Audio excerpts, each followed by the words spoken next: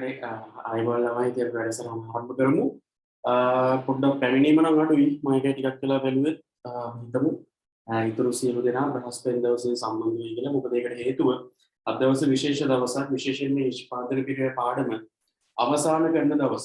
හරි හැබැයි මම ඔයගලන්ට මෙහෙම කිව්වොත් දැන් මේ නිෂ්පාදන පිරිවේ පාඩම ටික වැඩි කාලයක් අරගෙන ඉගෙනුවා. හරි අතරම කිව්වොත් ඔයාලට මේක හයියෙන් ගිහිල්ලා නෑ. දැන් කාටද කෙනෙක්ට මේ පාඩම තේරෙන්නේ නැහැ කියලා කියනවනම් එතකොට කරන්න තියෙන හොඳම දේ තමයි මේකේ වීඩියෝ ටික නැවත බලන එක. හරි. මොකද අපි අර මුල් දවස්වල ගියපු වීඩියෝ සෙට් එකේ කියන්නේ වීඩියෝ 5ක් විතර වගේ වෙබ්සයිට් එකේ දැම්මා.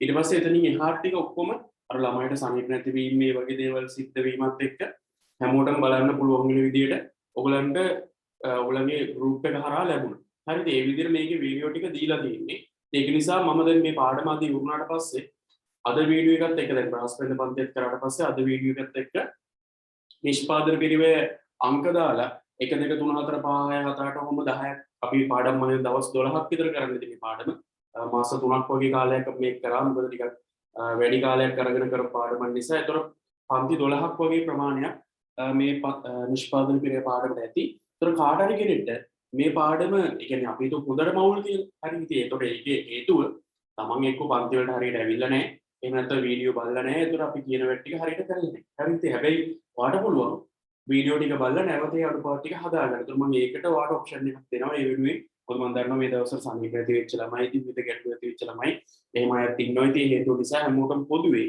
ඒ අවස්ථාව දෙනවා මේ නිෂ්පාදන පිරිවේ පාඩමේ මොන හරි ගැටලුවක් ඇති වෙලා තියෙනවා. හරි. ඊට පස්සේ අනිත් කාරණාව මේ සතියේ සිකුරාදා කියන්නේ ආද අඟහරුවාදා බදාදා බ්‍රහස්පතින්ද සිකුරාදා. හරි. ඒ කියන්නේ සිකුරාදා කියන්නේ මේ සතියේ මේ එන සිකුරාදා ඔයගලගේ නිෂ්පාදන පිරිවේ සම්මන්ත්‍රණය දෙනවා. හරි. ඒතර එදාට හැබැයි ඒක විශේෂ වැඩසටහනක් විදිහට තියෙන එකට හේතුව ඔයගලන්ගේ අර මොටිවේෂන් ප්‍රෝග්‍රෑම් එකක් අපි ඔයගලන්ට ගෙදර වෙලා ඉඳලා දැන් පිස්සු වෙන්න දී. හරි. ඉතින් ඒක නිසා පොඩ්ඩක් අර මනස රිලැක්ස් කරලා අර වාඩි විභාග මානසිකත්වයක් ඇති කරලා පොඩ්ඩක් අර වාව පොඩ්ඩක් ෆ්‍රෙෂ් කරලා ගන්න.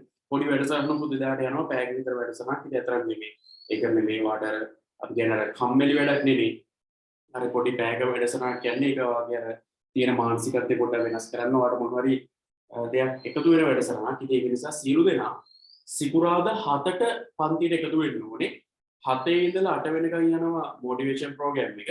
8 ඉඳලා 11 මාරකම් අපේ සම්මන්ත්‍රණය යනවා. හරි. ඒතකොට මේ නිෂ්පාදන පිරිවේ සම්මන්ත්‍රණය තුළ ඒකෙදි වාට නිෂ්පාදන පිරිවේ පාඩම මුලින් ඉඳලා නැවත ඉගෙන ගන්න පුළුවන්. හරි. නිෂ්පාදන පිරිවේ මුල සිට නැවත ඉගෙන ගැනීමේ අවස්ථාවක් ලැබෙන. හැබැයි ස්පීඩ් යන්නේ. හරි. ඉතින් මොකද හේතුව අපි දැන් දීපන්ති මේව කතා කරලා ඉවරයිනේ. ඒතකොට සිකුරාදා කරන්නේ නැවත වාට මේක මතක් කිරීම. ඒ කියන්නේ මේ පාඩම නැවත වාට මතක් කරලා දීලා ඔයාට මොන හරි මේ පාඩමේ අඩුපාඩුවක් තිබ්බනම් ඒක හදාගන්න අවස්ථාවක් ඔයාට මේ එන සිකුරාදා කියන්නේ මේ සතියේ සිකුරාදාම ලැබෙන. ඒ කියන්නේ අද පාඩම අවසන් කරාම සිකුරාදා රාවණන් ඉතුරු අඩුපාඩු ටික හදාගන්න පුළුවන්. හරි. ඊට පස්සේ ඔයගලන්ට ඉරිදට නිෂ්පාදන පිරිවේ ප්‍රශ්න පත්‍රය ලැබෙනවා. හරි. හැබැයි ඒක අමාරුයි. මම කෙලින්ම කියලා දෙන්නේ නිෂ්පාදන පිරිවේ පේපරේ අමාරුයි. ඒතර මේ සතියේ ඉරිදට ඒ ප්‍රශ්න පත්‍රය ඔයාලට ලැබෙනවා. ඒතර MCQ පේපරයක් විදිහට රෑන්ක් කරන පේපරයක් ඔයාලට මේ සතියේ ඉරිදට නිෂ්පාදන පිරිවේ පාඩම ආවරණ සම්පූර්ණ නිෂ්පාදන පිරිවේ ආවරණ ප්‍රශ්න පත්‍රේ ඔයාලට ලැබෙනවා. ඒතර ඒක දෙන්නේ මම සෙමින එකක් කරලා. හරි. ඒතර සෙමින එකනු පස්සේ තමයි කියන්නේ සෙමින එක හරහා ඔයාලට අඩුපාඩු ටික හදලා දීලා ඊට පස්සේ තමයි පේපරේ දෙන්නේ. ඒ නිසා මම හිතනවා මම සාධාරණයි කියලා ගොඩක් හරි මොකද ඔයාලට sorry පාඩම සම්පූර්ණ උගන්වලා ඊට පස්සේ සෙමින එකනු පස්සේ තමයි පේපරේ දෙන්නේ. ඉතින් ඔයා දැනගන්න ඕනේ නම් මේ පාඩම දෙන්න පාඩම් කරලා අවසන් කරන්න සාධක වෙළඳපොළ කියලා කියන්නේ නිෂ්පාදන පිරිවේ අවසාන දින. හරි. ඉතින් ඔයාලට මතක ඇති අපි අර ස්ථාවර හේතු විචල් හේතු ගැන කතා කරලා මේ පාඩම පටන් ගත්තා. අද ඇවිල්ලා දෙනවා මේ පාඩමේ අවසාන දවස් අපි කතා කරනවා සාධක වෙළඳපොළ ගැන. හරි. සාධක වෙළඳපොළ ගැන ඉතින් හොඳ කොටසක් සහ විභාගයට අනිවාර්යෙන් ප්‍රශ්න වෙන මාතෘකාවක්. ඉතින් සියලු දෙනා මේ පාඩමත් නැත්නම් මේ පාඩමේ තියෙන අවසාන කොටසත් සෑහෙන උදේ විශේෂයෙන් ගිය සතියේ තිබ්බේ අපේ විශේෂ වැඩසටහනක්. හරි. වීඩියෝ ටික ගෲප් වලට දාලා තියෙනවා. කවුරුහරි කෙනෙක්ට ඒ කොටස හරියට බැලලා ළමයි අනිවාර්යෙන් කරුණාකරලා වීඩියෝ බලන්න. හරි. මොකද පූර්ණතරංකාරී ආයතනික ලාභය අලාභය ගණනය කරනවා කියන එක නිෂ්පාදන පිරිවේ ප්‍රශ්නයක ලකුණු 8ක විතර ඒ කියන්නේ 20න් 8ක විතර ප්‍රශ්නයක් එන්න පුළුවන් තැනක්. ඒක නිසා ඒක ලොකු වැදගත්කමක් තියෙන කොටසක් අපි ගිය සතියේ කරේ. ඒක නිසා කවුරුහරි ගිය සතියේ ආවේ නැත්නම් හරි ඒ කොටස හරියට බැරි නම් හරි අනිවාර්යෙන් මේ ප්‍රශ්න ටික බලන්න. හරි. මොකද මේ සතියේ දැන් සිකුරාදා සෙමිනාර් ඊට පස්සේ ඊයේ තමයි ඔයගොල්ලන්ගේ පේපර් ක්ලාස් එක තියන්න උන්නේ අර අපි 21 ළමයිගේ වැඩේ කරගෙන යනකොට මම ආවේ 13 වසර වැට්ටික නමුත් 9 වෙනකොට ගොරවන්න අරගෙන ප්‍රශ්නයක් අහනවා. හරි ඊට පස්සේ අපි කරගත්තු නමුත් ඒකට මම දවසක් දෙනවා සෙමිනේකින් පස්සේ. ඒ කියන්නේ සුකුරාදා සම්මන්ත්‍රණයෙන් පස්සේ ඉරිදා උදෑසන වගේ වෙලාවක් අපි දානවා. ඒකට ඒ වෙලාවට සම්බන්ධ වෙන්න හැකියාව තියෙන හැමෝම සම්බන්ධ වෙන්න ඕනේ. ඊට පස්සේ බැරි වෙන අයට විනිවිද දෙනවා. හරි ඉතින් මම ඒක දැනුවත් කරන්නම් ඉරිදා දවසේදී ඊයේ මිස් වෙච්ච සම්මන්ත්‍රණයට අදාළ කොටස තියෙනවා. හරි. ඒතර මේ සතියේ ඉක්මොත් මුලසිර ක්ලාස් එකේ තිබ්බේ නැහැ එකක් පොය දවසත් එක්ක. ඔයාලට පොඩි විවේකයක් දුන්නා. ඒතර ඉක්මොත් මුලසිර ක්ලාස් එකේ මේ සතියේ තිබ්බේ නැහැ. නමුත් අර ඊයේ රැ කරන්න බැරි වෙච්ච එක ඊයේ පොය තමයි නමුත් රැ පේපර් ක්ලාස් එකේ තිබ්බට ඒක කරන්න බැරි වෙච්ච පන්තිය ඉරිදාට දාලා තියෙනවා. හරි ඒ ටික තමයි අමතර දේවල් ටික දැනුවත් කරන්න තියෙන්නේ. අපි කෙලින්ම යමු පාඩම පැත්තට. දැන් ඒතර අද මේක ඉවර කරාට පස්සේ නැවත මේක මුල ඉඳලා ඔයාලට ඉගෙන ගන්න පුළුවන් කවද්ද සිකුරාදා සම්මන්ත්‍රණේ හරයි. ඒ සම්මන්ත්‍රණයට ඕන කෙනෙක් එන්න පුළුවන්. යාළුවෝ ඕන කෙනෙක් සම්බන්ධ වෙන්න කි. ගෲප් අර පරණ ගෲප් ටිකම තියෙන. ඒතර ඒ ගෲප් වලට අවශ්‍ය කෙනෙක්ව ඇඩ් කරන්න පුළුවන්. මොකද ඕන කෙනෙක්ට සහභාගී වෙන්න අවස්ථාව තියෙනවා. නිෂ්පාදන පිළිවෙල සම්මන්ත්‍රණයට ඒ වගේ ගෲප් වල ඒ වැඩ ටික පොදු වැඩ ටිකක් තමයි ඒව යන්නේ. හරි. ඒතර ඊට අමතරව තමයි අපේ සාමාන්‍ය පන්ති ටික ගන්න. අනිත් එක ඔයගොල්ලන්ගේ රිවිෂන් ගැන හැමෝම අහනවා. නමුත් මම හිතන් ඉන්නේ රිවිෂන් පන්ති ඔක්තෝබර් මාසේ මැද වගේ ආරම්භ කරන්න. ඒ කියන්නේ ඔක්තෝබර් මුල සතියේ නැතුව ඒ කියන්නේ ඔයගලන්ට තව ඒ සෙමිනාර් ටිකක් දාලා තව පොඩි පොඩි අඩුපාඩු ටිකක් හදලා දීලා 12 වසරේ අඩුපාඩු ටික හදලා ඉවර කරලා ඊට පස්සේ රිවිෂන් පන්ති ආරම්භ කරන්න යන්නේ. මොකද ඒකට හේතුව ගොඩක් වෙලාවට 2021 උසස් පෙළ විභාගේ කල්යන්නේ තියෙනවා. හරි. ඒතර ඒ වුණාම ඔයගලන් විභාගත් ගොඩක් වෙලාවට ඊළඟ අවුරුදු දෙසැම්බර් වැඩ තත්ත්වයක් තමයි තියෙන්නේ. මොකද ඉතිහාස විශ්ව ළමයි කොහොමද දෙසැම්බර්දී ඒක නිසා 21 විභාගේ දෙසැම්බර් කිව්වොත් එහෙම 22 ළමයිට කොහොමද දෙසැම්බර් තියෙන්නේ. ඒ නිසා සාමාන්‍ය රිවිෂන් පන්තියක් අවුරුද්දක කාල සීමාවකට තමයි මම සැලසුම් කරන්නේ. ඒක නිසා අපිට ගැටලුවක් නැහැ. අපි ඔක්තෝබර් මුල සතියේ රිවිෂන් එක පටන් ගන්න නැහැ. ඔක්තෝබර් 3 වෙනි සතියේ විතර වගේ ඔයගලන්ට මේ වැඩේ ආරම්භ වෙනවා. මම ඒක දැනුවත් කිරීම කරන්න රිවිෂන් පන්ති මාලාව ගැන. හරි. ඒ අතර ඊට කලින් ඔයා තමන්ගේ මේ වෙද්දි මේ TET පන්තිවල තියෙන අඩුපාඩු ටික හදාගන්න. ටික අඩුපාඩු ටික හදාගෙන ඊට පස්සේ පුළුවන් ඉතින් එහාට අඩියක් තියන්න. හරි. ඉතින් ඉරිද පේපරේ තියෙනවා. හරි නිෂ්පාදන පේපරේ ඒකට හැමෝම ලෑස්ති. හරි. දැන් හොඳට අහගෙන. හරි. දැන් බලමු. මම ඔයාලට පොඩි කතාවක් කියනවා. දැන් අපි හිතමු ඔයා යනවා බේකරි එකට පාන් ගන්න. යද්දි මුදලාලි ඉන්නවා. හරි. ඔයා යනවා බේකරියට පාන් ගන්න. යද්දි මුදලාලි ඉන්නවා මේ ඔයා ගිහිල්ලා රුපියල් 60ක්ද කීයද 65යි. හරි 65ක් දීලා පාන් ගෙඩියක් ඉල්ලනවා. මුදලාලි ඔයාලට පාන් ගෙඩිය දෙනවා. හරි. දැන් මම කිව්වා තා ඔයා ගියා බේකරියට යද්දි මුදලාලි ගෙඩිය 65ක් දුන්නා මුදලාලිට පාන් ගෙඩිය ගත්තා ගෙදර ආවා. හරි. දැන් මොකක්ද උනේ? ඔයා තමයි පාරිභෝගිකයා, මුදලාලි තමයි ව්‍යාපාරිකයා, ව්‍යාපාරිකයා විසින් පාරිභෝගිකයා විසින් ව්‍යාපාරිකයාට සල්ලි දීලා ව්‍යාපාරිකයාගෙන් භාණ්ඩ මිලදී ගත්තා. ඕක තමයි භාණ්ඩ මිලදී. ඕක ඔයාලට අමුතුවෙන් කියලා දෙන්න දෙයක් නෑ. ඔයා දන්නවා. හරි. දැන් කඩේකට ගිහිල්ලා භාණ්ඩයක් ගන්නකොට ඒක ඉතින් භාණ්ඩ මිලදී පොර තමයි. හරි. ඔයා කඩේට ගිහිල්ලා පාන් ගෙඩියක් ගන්නවා කියලා අපි රුපියල් 60ක් දීලා පාන් ගෙඩියක් ගත්තා කියලා. ඒ පාන් ගෙඩිය ගනිද්දි ඒ ගනුදෙනු සිද්ධ වෙන්නේ භාණ්ඩ මිලදී පොරට. හරි. ඒතර අපි ඒක කියන මොන වෙලද පොලක්ද? භාණ්ඩ වෙළඳ පොලක් කියන. හරි. හැබැයි දැන් අද අපි මේ කතා කරන්න යන්නේ එහෙම වෙළඳ පොලක් ගැන නෙවෙයි. අද අපි කතා කරන්නේ සාධක වෙළඳ පොලක් ගැන. මොනවද මේ සාධක කියන්නේ? නිෂ්පාදන සාධක. මොනවද නිෂ්පාදන සාධක? භූමිය තියෙනවා, ශ්‍රමය තියෙනවා, ප්‍රාග්ධනය තියෙනවා, ව්‍යවසායකත්වය තියෙනවා. භූමියයි, ශ්‍රමයයි, ප්‍රාග්ධනයයි, ව්‍යවසායකත්වයයි. හරි. මොනවද නිෂ්පාදන සාධක? මේ සාධක වෙළඳ පොලේ හුමාරුවේ නිෂ්පාදන සාධක මොනවද? භූමිය තියෙනවා, ශ්‍රමය තියෙනවා, ප්‍රාග්ධනය තියෙනවා, ව්‍යවසායකත්වය. ඔය නිෂ්පාදන සාධක හතර මිලදී ගැනීම සහ විකිණීම සිද්ධ වෙන වෙළඳ පොලට අපි කියන මොකක් කියලාද? සාධක වෙළඳ පොලක්. ඒතර මම මේ සාධක වෙළඳ පොල ගැන කියලා දෙන්න කලින් ඔයාලට කියලා දුන්නේ භාණ්ඩ වෙළඳ පොල ගැන. දැන් ඔයා දන්නවා භාණ්ඩ වෙළඳ පොලක් ඇතුලේ ගැනුම්කරුවා සල්ලි දෙනවා, මුදලාලි බඩු දෙනවා. හරි. ඔයා කඩේට ගියා, බේකරියට ගියා 65ක් දුන්නා, පාන් ගෙඩිය ගත්තා ආවා. හරි. එහෙනම් මොකද්ද ගැනුම්කරුවෝ සල්ලි දෙනකොට මුදලාලි ඔයාට පාන් ගෙඩිය දීලා පාන් ඔයා අරගෙන ගෙදර. ඉතින් ඕක තමයි භාණ්ඩ වෙළඳ. හරි. භාණ්ඩ වෙළඳ පොලේ සිදුවීම තමයි ඔය කියලා දුන්නේ. හරි. මොකද්ද භාණ්ඩ වෙළඳ පොලේ සිදුවීම කියන්නේ? නම් ඔයා ගැනුම්කරු විදියට 65ක් දෙනවා මුදලාලට, පාන් ගෙඩිය අරන් ගියා. ඕක තමයි භාණ්ඩ වෙළඳ පොලේ කතාව. හැබැයි අපි අද කතා කරන්නේ භාණ්ඩ වෙළඳ පොල නොවේ. මොන වෙළඳ පොලද? එහෙනම් සාධක වෙළඳ පොල. දැන් බලමු සාධක වෙළඳ පොලේදී මොකද්ද සිද්ධ වෙන්නේ කියලා. හරි. සාධක වෙළඳ පොලේදී මොකද්ද සිද්ධ වෙන්නේ කියලා බලන්න යන්න. මම ඉස්සෙල්ලාම ඔයාලට මේකේ වෙන සිදුවීම ඉස්සෙල්ලා ඔයාලට පැහැදිලි කිරීමක් කරන්න මොකද්ද මෙතනදී වෙන්නේ කියලා. හරි. බලන්න හොඳට අහගෙන ඉන්න. දැන් මේ අද කරන කොටස කලින් කරපු කොටස් වගේම තමයි සෑහෙන වැදගත් කොටසක් කතා කරන්නේ. එන අවධානය ගන්න ඕනේ. අවධානයෙන් ඉන්න. හරි. මම මේ පැත්තට දානවා කොටුවක්. ඒ වගේම මේ පැත්තට දානවා තව කොටුවක්.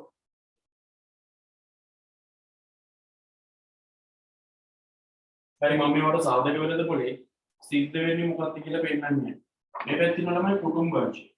කුටුම්බ අංශය කියනවා මම ඇතුළු පවුල් එක. හරි කුටුම්බ. මේ පැත්තේ ඉන්නවා ව්‍යාපාර. ව්‍යාපාර අංශය. කුටුම්බ අංශය ඉන්නවා අනිත් එක්කෙනා කවුද ව්‍යාපාර අංශය. කුටුම්බ අංශය අනිත් එක්කෙනා කවුද ව්‍යාපාර අංශය. හරි මේ පැත්තේ ඉන්නවා කුටුම්බ අංශය අනිත් පැත්තේ ඉන්නවා කවුද ව්‍යාපාරික අංශය. හරි දැන් මොකද්ද මෙතන සිද්ධ වෙන්නේ අපි කියන්නේ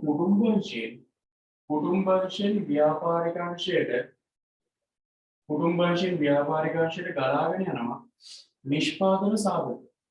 ඒ කියන්නේ කුටුම්බ අංශ සතු තමයි නිෂ්පාදන සාධක තියෙන්නේ. භූමිය ශ්‍රමය ප්‍රාග්ධන ව්‍යවසායයේ නිෂ්පාදන සාධක කවුරුගාවති කුටුම්බ අංශය ගතියත් භූමිය ශ්‍රමය ප්‍රාග්ධන ව්‍යවසායයේ නිෂ්පාදන සාධක ඔක්කොම තියෙන කවුරුගාවද කුටුම්බ අංශය කියන්නේ අපි ගාව. පෞද්ගලික අංශයේ වශයෙන් අපි ගාව තමයි ඉතින් කුටුම්බ ගාව තමයි තියෙන්නේ මේ නිශ්චලය. වැඩි ඕනේ. අපි හිතමු ආයතනයක රස්සාවක් කරන ශ්‍රමිකයෝ ගත්තම ගෙදර ඉඳන් දෙන්නේ. හරි ආයතනයේ ඉන්න කට්ටිය නෙවෙයි. එහෙනම් ශ්‍රමයේ තියෙන්නේ කොහෙද? කුටුම්බ අංශයේ ගාව. ඒ වගේ මේ නිෂ්පාදන සාධක හතරම. භූමිය, ශ්‍රමය, ප්‍රාග්ධනයේ ව්‍යවසායකත්වය. හරි භූමියයි, ශ්‍රමයයි, ප්‍රාග්ධනයේ ව්‍යවසායකත්වය කියන නිෂ්පාදන සාධක හතරෙම හිමිකාරීත්වය තියෙන්නේ කවුරු ගාවද? කුටුම්බ අංශයේ ගාව. හරි එහෙනම් භූමිය ශ්‍රමයේ ප්‍රාග්ධනයේ ව්‍යවසායකත්වය කියන නිෂ්පාදන සාධක හතරෙම හිමිකාරීත්වය තියෙන්නේ කාටද? කුටුම්බ අංශයට. ඒගොල්ලෝ මොකද කරන්නේ? ඒගොල්ලෝ ගාව තියෙන මේ නිෂ්පාදන සාධක අපි කියමු වෙන්නේ භූමිය ඊළඟට ශ්‍රමය ඊළඟට ප්‍රාග්ධනය व्यवसाय भूमिय श्रमय प्राग්ධන व्यवसाय भूमिय श्रमय प्राग්ධනයේ व्यवसाय ඔය කියන නිෂ්පාදන සාධක විකුණනවා කවුද? කුටුම්බ අංශය විසින් කාටද? ව්‍යාපාරික අංශය. හරි මොකද්ද භූමිය ශ්‍රමය ප්‍රාග්ධන व्यवसाय කියන නිෂ්පාදන සාධක ටික කවුද විකුණන්නේ? කුටුම්බ අංශය විසින් ව්‍යාපාරික අංශය. ඒතකොට ඒගොල්ලෝ මොකද කරන්නේ? බලන්න ඒගොල්ලෝ මොකද කරන්නේ කියන්නේ? ඒගොල්ලෝ මේ නිෂ්පාදන සාධක මිලදී අරගෙන අපිට දෙනවා සල්ලි. හරි නිෂ්පාදන සාධක අරගන්නවා. නිෂ්පාදන සාධක අරගෙන ඒගොල්ලෝ අපිට මොනවද දෙන්නේ? අපිට දෙනවා සල්ලි. නැත්නම් අපි ඒකට කියනවා සාධක ආදාය. ඒගොල්ලෝ අපිට දෙනවා සාධක ආදාය. මේකේ ව්‍යාපාරික අංශයෙන් කුටුම්බ අංශයෙන් දෙනවා සාධක ආදාය. හරි සාධක ආදාය කියලා අපි ඒකට කියනවා. හරි එතකොට මොනවද මෙන්න ලැබෙන්නේ අතර?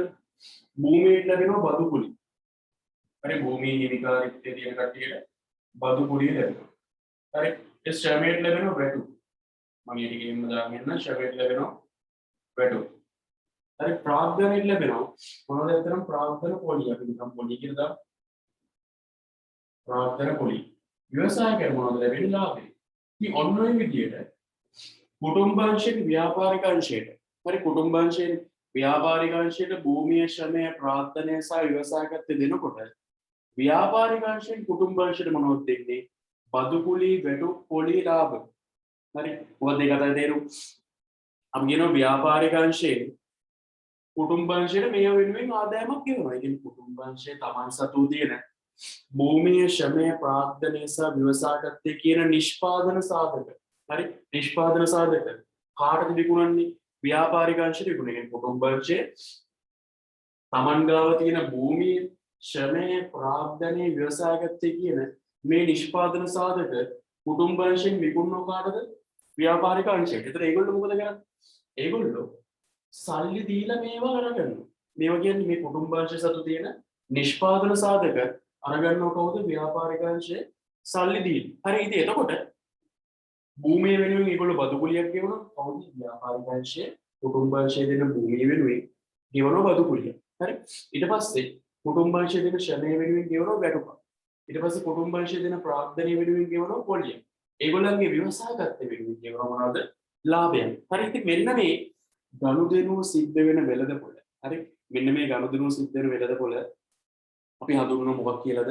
සාධක වෙළඳපොළක් කියලාද මෙන්න මේ ගනුදෙනු සිද්ධ වෙන වෙළඳපොළ අපි හඳුන්වනවා මොකක් කියලාද සාධක වෙළඳපොළක් ඒ කියන්නේ නිෂ්පාදන සාධක වෙළඳපොළ කියලා අපි හඳුන්වන්නේ මේ ගනුදෙනු සිද්ධ වෙන වෙළඳපොළ අපි හඳුන්වනවා මොකක් කියලාද සාධක වෙළඳපොළක් කියලා සාධක වෙළඳපොළ ඒ කියන්නේ නිෂ්පාදන සාධක මිලදී ගැනීම සහ විකිණීම සිද්ධ වෙනවා ඒක නිසා මෙයාට කියනවා මොන වෙළඳපොළක් කියලාද සාධක වෙළඳපොළක් කියලා හරිද මම හිතනවා ඒ කතාව වලට පැහැදිලි වෙනවා සාධක වෙළඳපොළක් කියන්නේ මොකද්ද කුටුම්බ අංශයේ සතුව තියෙන නිෂ්පාදන සාධක ව්‍යාපාරික අංශයට අලෙවි කරලා ඒ නිෂ්පාදන සාධක මිලදී ගැනීමත් විකිණීමත් නිෂ්පාදන සාධක මිලදී ගැනීමත් විකිණීමත් සිද්ධ වෙන වෙළඳපොළ අපි හඳුන්වනවා මොකක්ද කියලා තමයි සාධක වෙළඳපොළ කියලා නම් විතර මෙතන ඉන්න හැමෝටම සාධක වෙළඳපොළ කියන්නේ මොකක්ද කියන එක ගැන දැන් පැහැදිලි මොකද්ද සාධක වෙළඳපොළක් කියන්නේ